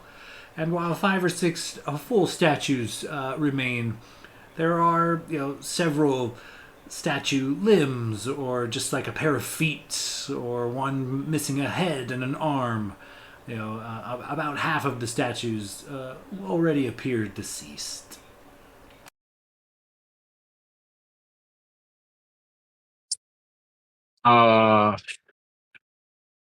Would I know? I don't want to. I guess it's kind of a risk. Would I know? Would it take a greater restoration to get these people back, or would it take something a little more? With that roll, you would know that a greater restoration would potentially cure the whole statues, return them back to living, breathing, and whatnot. All right, then Lotus will make his way towards the statues and kind of be careful with them, not to knock them over or break any of them, and kind of the ones that are broken, don't want to disrespect them or anything. And I would, on the surviving ones, cast get greater restoration. Do you have 5 slots of greater restoration you could expel? Well, I have 2. So Lucas, I still have this one spell scroll of greater restoration that your mom gave us. If that'll help I at all. also, I also have an ability the same. I would come this far. It'd be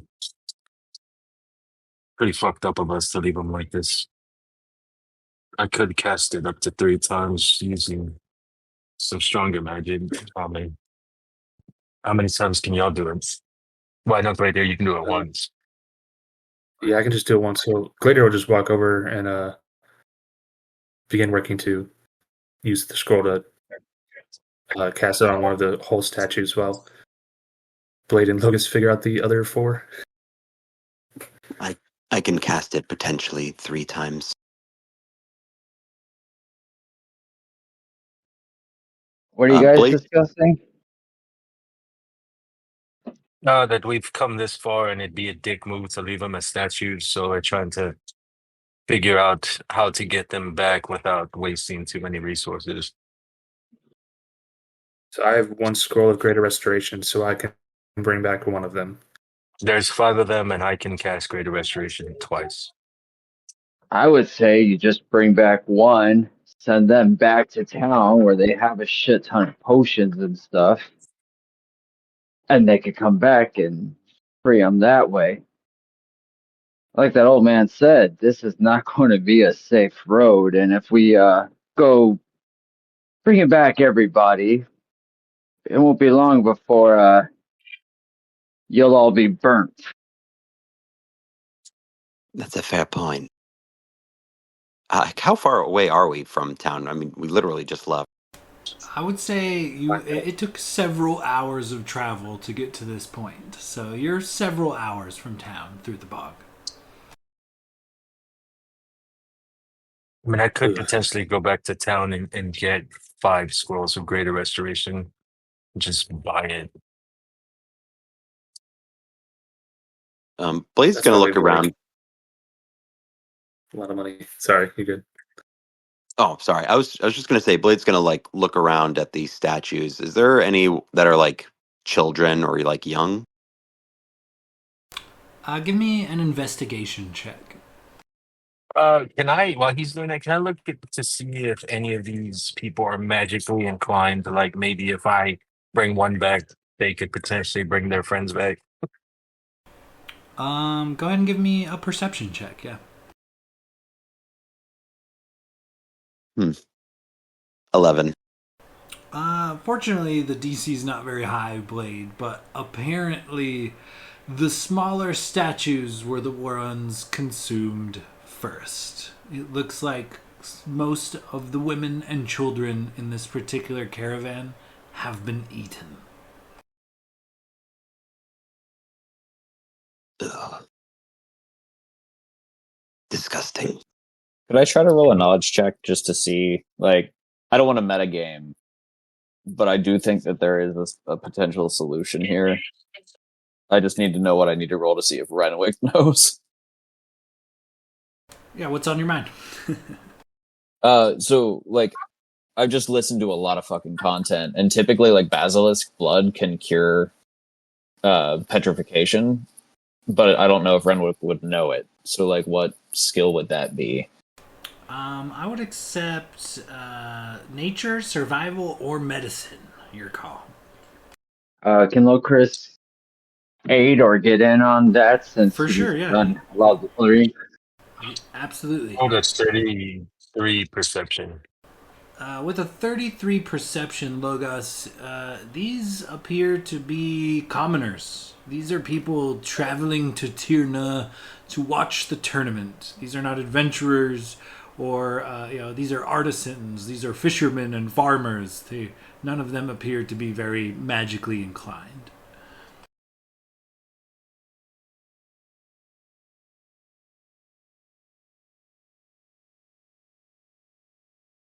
These poor people, man. These guys are gonna come back.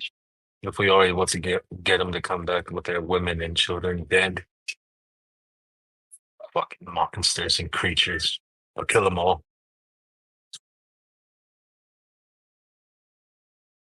Horrible.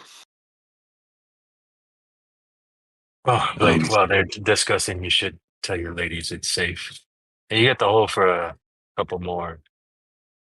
Well, for a good while. I did it for an hour. I mean, you can. I don't know if they're partial, but if you want to use my whole, your whole, mi casa, sin casa.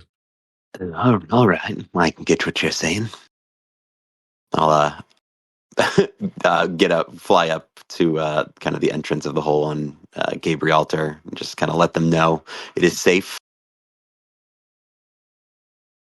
The ladies heed your warning and begin descending the rope and returning to their wagon.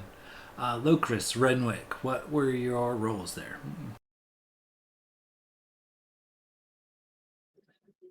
I got a 21 on medicine. 16 survival. Certainly. With the two of you guys kind of working together, you do know that the stone returns to flesh inside the stomach of the basilisk. Therefore, its stomach acid would potentially be a cure for this situation for sure. Okay, after getting pelted with magic missiles, was the basilisk stomach contents scattered, or was it more like bullet holes and it's all still kind of inside the body? I'm gonna say you guys mangled the corpse pretty good, but most internal organs, while maybe ruptured or damaged a bit, seem to be present.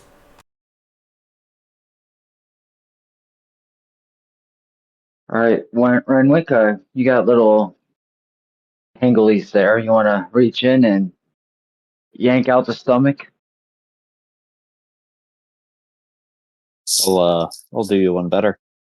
And he just kind of like puts his tentacle up, and an ethereal hand sort of drifts out and goes to try to pull it out, so that he doesn't have to get dirty. I'll accept a sleight of hand or survival check to remove the stomach of this creature. Since Logus has always been like the butcher slash like working on animals or monsters guy, can I aid him? Give him advantage. For sure, yeah. You can, you Thank grab God, an Renly. grab Jesus. a leg. Oh my God! No Hey, fucking I'm a way. halfling. I'm a halfling.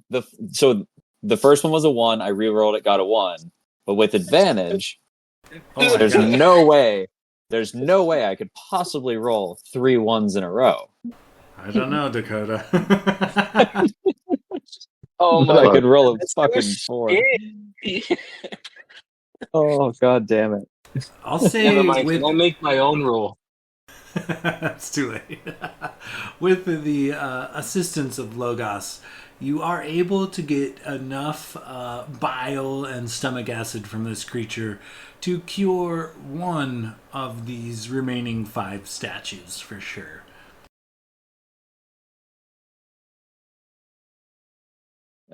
He'll cut a turn with the mage hand drifting a few feet ahead of him, holding the, I guess, like entrails, and says, well, I did the dirty deed, but which of you lot gets to pick who gets revived? With that perception 33 I rolled earlier, does one seem to be like the leader or like the in charge of the group here? It seems to just be a mashup of families. It looks like maybe one family or two. You're not sure. They all kind of look similar, and they are all human. But it's hard to tell who's leading the charge currently. Say sped on the Odo and pick the father and lead them Does to. one look healthier than the rest? 2 of the 5 look to be, strapping young lads. Look like they spend a lot of time in the field, big muscles and whatnot. I'd say any, meeny, miny, mo, these two.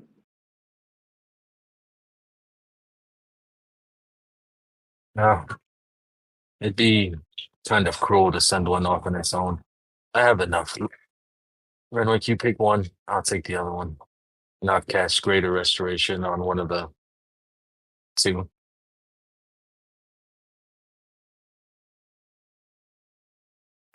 All right. With Renwick applying the innards and Logos burning a spell, you manage to bring these two young men back from petrified to they're panicked. They scream at first.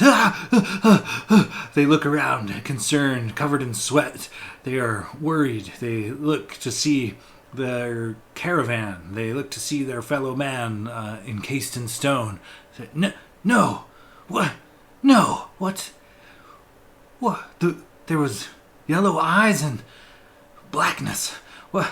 Where am I? What happened? They look to you guys confused. Yeah. Seth, I'm afraid to tell you, you've encountered a foul beast in these lands. Sorry, yeah, the baby's trying to get my attention. Um,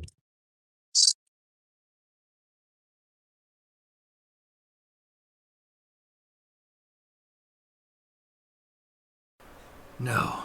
They run to the wagon or what's left of it. They see this massive creature that you guys have pummeled and then disemboweled.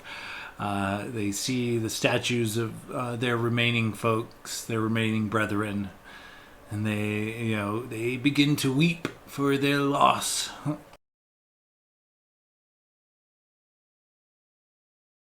I we tried to save who we could.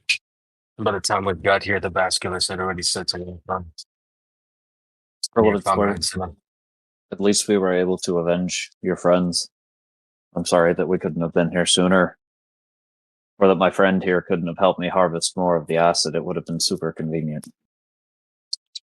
Yeah, my buddy's he's quite clumsy with the knife, and we could have potentially saved all of you, but he's got shaky hands these days. What can I say, man? I've seen a lot of shit. Their lips tremble as they wipe away tears. There's no cause for celebrating here. No festival for us. We need to return home and come back and gather what we can of our people. Thank you, adventurers. Thank you.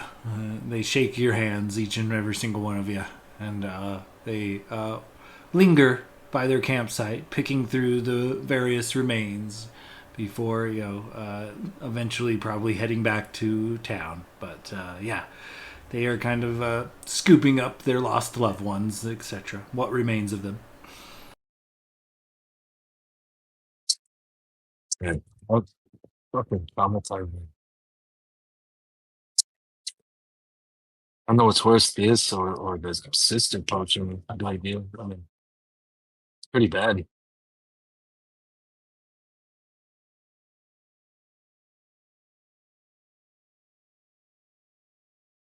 Hmm.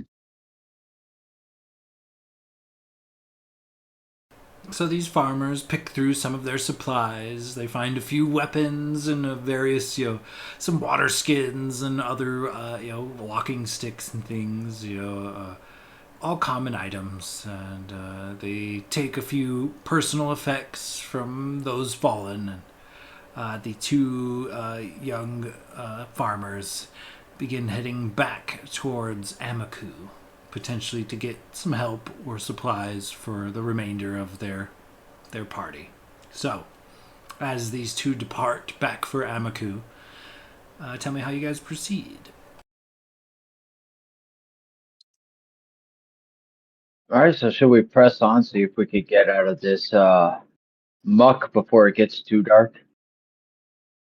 Seems to be the right move. Are the statues just in the middle of the road here? I mean, does it look like it would be a safe place to like move them off to the side?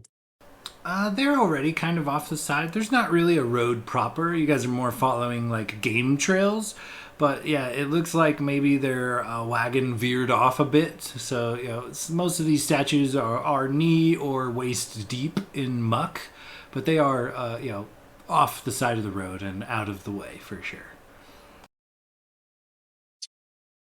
Guess there's nothing left to do here but move on. And Logos will like head back towards the wagon and wait for everyone to get back on. Yeah, I'd imagine Blade would probably chauffeur the ladies back to their wagon and maybe see them inside just to make sure they're all settled in. They are happy for your chivalry, and one of them hands you a flask with a bit of liquor for a nip.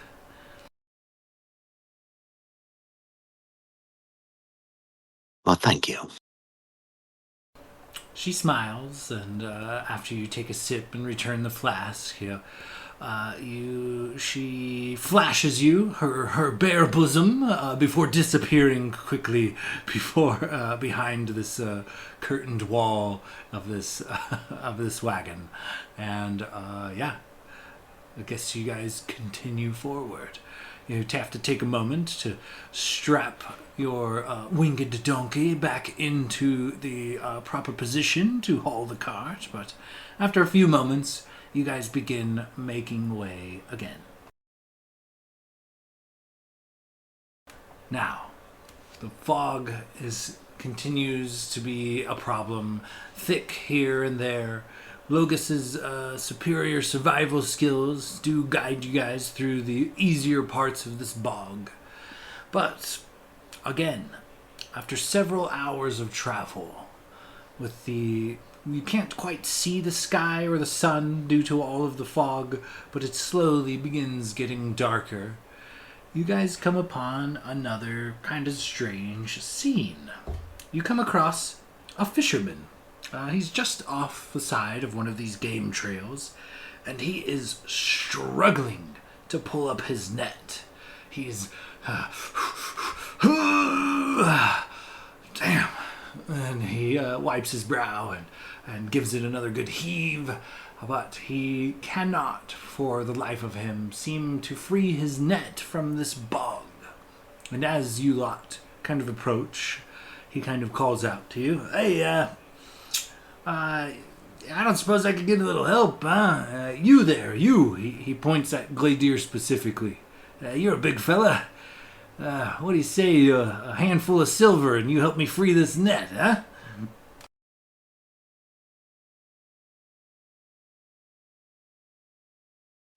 Uh, yeah, I mean, I don't mind helping out. Do you know what it's caught on? I put some good bait in there, but slim pickings lately. The predators have been kind of aggressive, but I'm not sure what it's caught on. I can shift it a little, but I can't seem to pull it out of the damn bog. 5 silver if you come down and help me get this bugger onto my boat. You're awfully far away from a town. You typically come this far out by yourself? Nonsense. Mudport's only a few hours down the road. This is a good fishing hole. Or it was. I'm convinced. All right. And he'll just stand up like off the cart, just like whisper to everyone else in the party. Just watch my back, guys. This seems a little fishy, pun intended. And then he'll like jump off and start walking over to I guess help fucking yank on this net. Okay, this guy's kind of in a canoe and he's pulling at this net. And as you kind of approach, you get to a point where you're about chest deep in this thick, black, brackish water. And he heaves and heaves. Go ahead and give me a strength check as you kind of grab onto this fisherman's net and help him wrestle it from the bog. I'll say athletics. Go ahead and give me an athletics check. Athletics plus 11. 19. With this fisherman's help, you heave, and the net comes ho. And what surfaces appears to be a coffin. A coffin wrapped in chains. The fisherman takes one look at it and says, fucking nope. He hands you the 5 silver. He's like, cut that shit loose. And he begins cutting his net. And he casts this coffin away from his boat. It seems to float. And it is covered in chains and locked with an old rusty padlock. Oh, Thanks for your help, but I ain't touching that, mister. That's all you. He takes in his net. I'm calling my losses. And he, using a rather long pole, glides his canoe further into the bog and the mist. Thanks, mister. And he, not before depositing a small pouch with 5 silver pieces in your hand. And then he leaves. Yeah, I mean, that's right. I got, guys, what do it, shit. Can I just, Can I shatter it? can I tap on it? Just or knock on it? Logan, Gladiator, we're sending Renwick to lockpick it. No, Renwick, go lockpick that. Yeah, you knock on it, and, it seems hollow. Nothing knocks back? Nothing knocks back. Alright, I guess Glader will start dragging it back to... You said it's kind of floating, right? He'll just start pulling it back to shore. Okay, yeah, it takes a bit of effort, but you drag it back through this brackish, muddy, mucky water to some of the high ground, even though it's like spongy, but it does the trick, and you now have a coffin wrapped with a rusty chain and a rusty lock.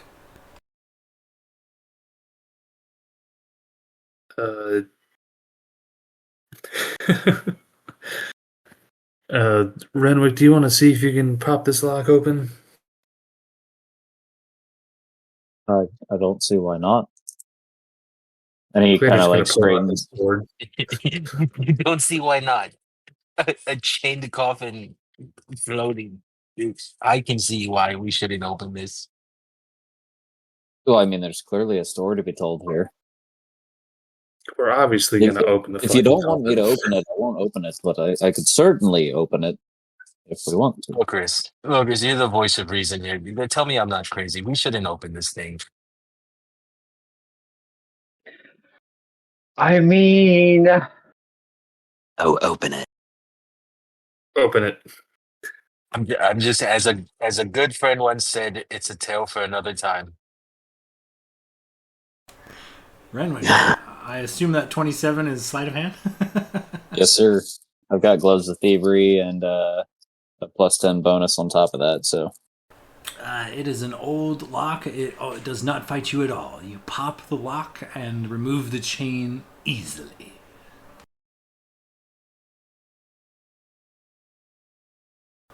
So, who opens the coffin?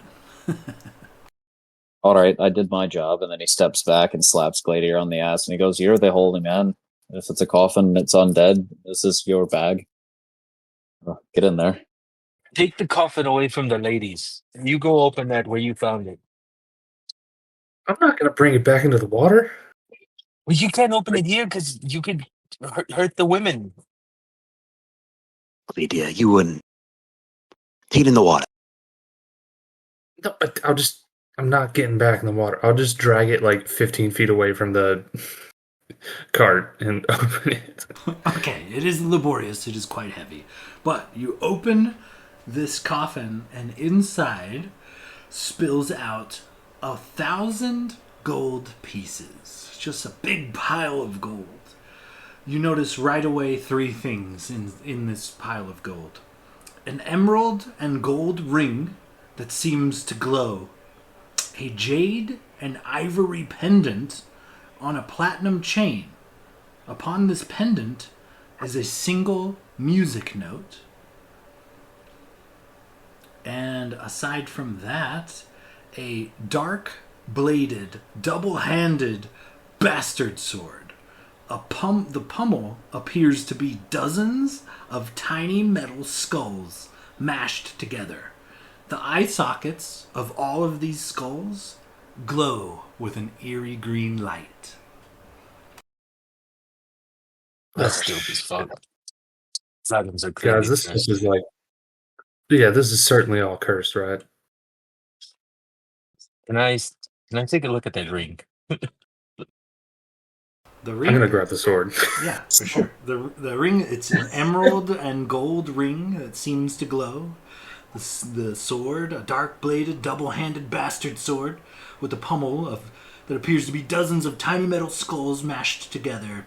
Eye sockets of each of these skulls glow eerie green. I'll walk over and I'll grab the ring and the pendant with the music note.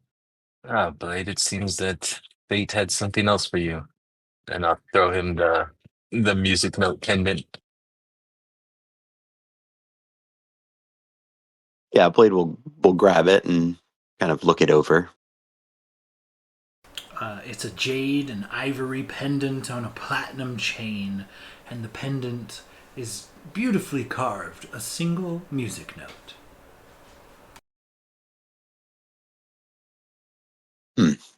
Seems nice. Would I be able to tell if there had any like magical properties? It's literally glowing. Oh, yeah, then okay. It looks normal to me. It's I literally don't see anything. glowing, you fucking idiot. I didn't realize it was glowing. Fucking A. Oh, dude, fucking. Fucking Blade here, get in the water. Get in the alligator water. God damn it. Shit. Oh, Sean really put you in your Okay. place. God damn it. You know what? I'm just gonna take this pendant, get in that fucking, carriage, and I'll see you guys in a Oh, shit. Oh, fuck, dude. God damn it. Oh, okay. Uh,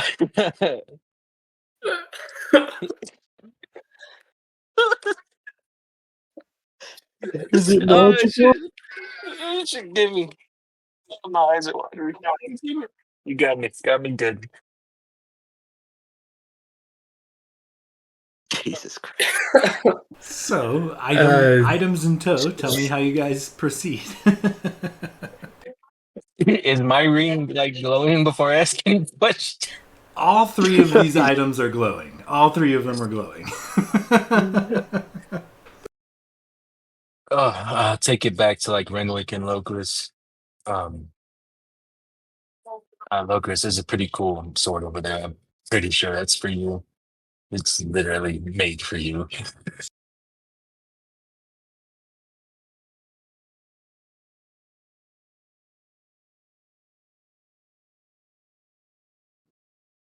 Oh, I'm going to go get that sword.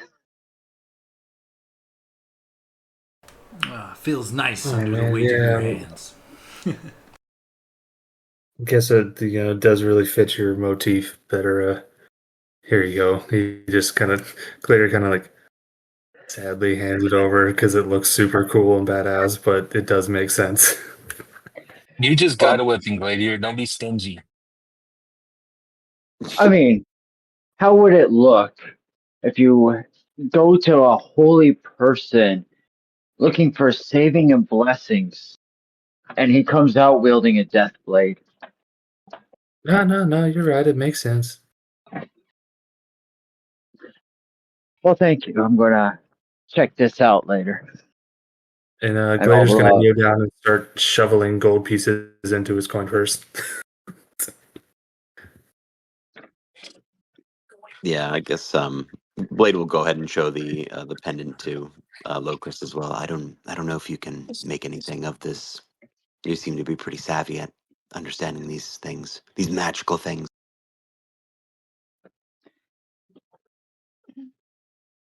So, Blade, want to know a magic trick? Oh boy. Sure. See, when I look at this stuff, I'm making educated guesses. But when somebody like you has the identify spell that you could do as a ritual, I don't have to Oh, make I as many forget about that. guesses. Fuck that. Then yeah, I'm gonna do that right now. This fucking green glowing thing. Logis will take the ring that he pick up. When you get a chance to, can you do this one? That's the least I can do. Oh, and my sword, for reminding you. Yeah, of course, for the answer and help, of course. So I guess we'll kind of set up for a little bit. For like, I guess just take a short rest while he does this here. Okay, yeah, for sure. You're gonna cast the identify spell on these items, then, there, Blade. Yeah, cast it as a ritual. Okay. And The emerald and gold ring seems to offer its wielder powerful alteration magic. The pendant, similar, also powerful alteration magic. And the blade. Let me double check here. The blade has a connection to spreading damage beyond multiple targets, and some sort of connection to the undead. interesting. Would he know with that spell if these things require attunement? All three of these items require attunement.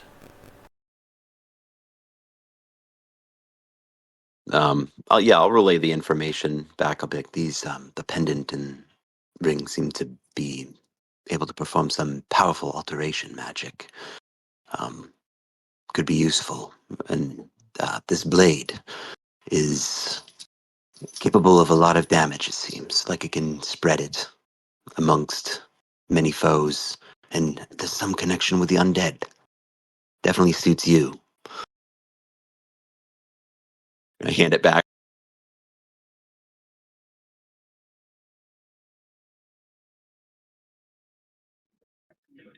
Thank you. May not be at the appropriate time now, but should attune to these probably this evening.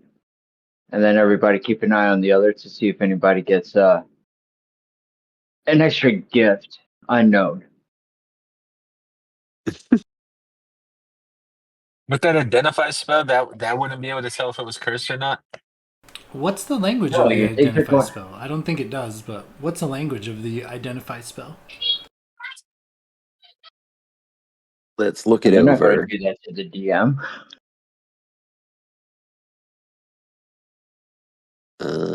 Identify. Where the fuck are you?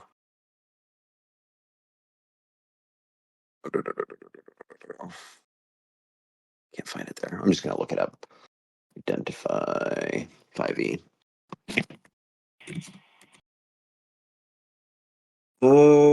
I have a feeling it doesn't. I think it's just the magical properties. I will read it. You choose one object that you must touch throughout the casting of the spell. If it is a magic item or some other magic imbued object, you learn its properties and how to use them, whether it requires attunement to use, and how many charges it has, if any.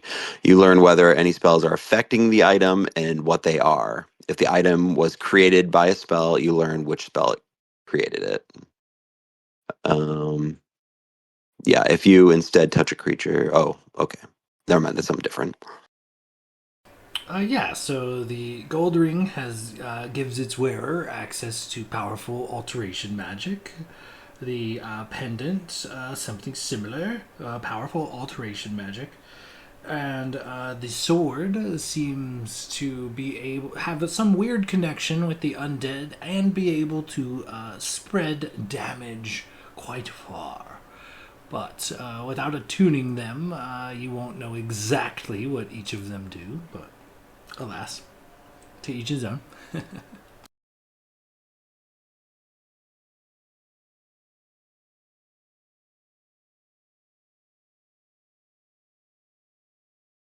Hmm. Hard to say whether or not these things could be cursed. I mean, it seems like they should be if they were in a coffin wrapped with chains.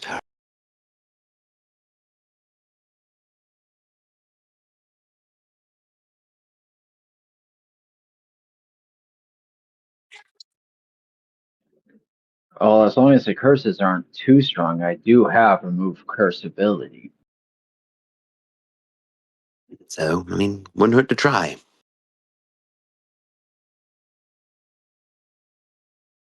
I mean, I've done it twice now, and nothing bad's happened.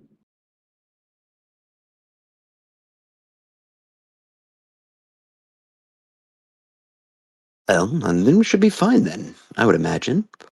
I think. Oh, oh yeah, I do. Greater Restoration also cures it. But we do. It will take an hour to attune to, and an hour to unattune if we do not like what it does. But we should get somewhere solid and probably safer before day finishes. Agreed. Yeah, I'll go ahead and jump on Gabrielter and kind of look at the group.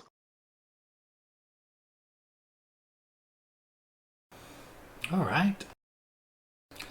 So, as the lot of you guys press onward through the bog, night definitely claims the land, and it becomes equally dark and treacherous with this thick fog. But about the time you guys decide that you'll be maybe should make camp somewhere somehow, lights off in the distance, a small town, Mudport, not too far away. And as our heroes make their way towards the bog town of Mudport, I think that is where we will put a bookmark in our tale for the time being, fellas. Hell yeah. Oh, I still, when I think about it, I get the fucking giggles. That shit is funny. It's literally Literally glowing. glowing. I just didn't hear it, alright? I don't have the best ear. It's fucking I play a lot of live music. I was speed reading, so I might not have mentioned that it was glowing. I thought I did, but I'll have to go back and listen to it. I might not have said it. 100% did. That shit killed me. God damn That it. was funny. This shit magic. Like, it's literally fucking glowing. Oh, I could picture It could that. be radiation. I don't fucking. I could picture that. The animation, the inevitable animation of our campaign. It was definitely something from Chernobyl. It's probably radiation, you know. We all get cancer and die next session. Hey, That's the art. Let me write that down. Hold on.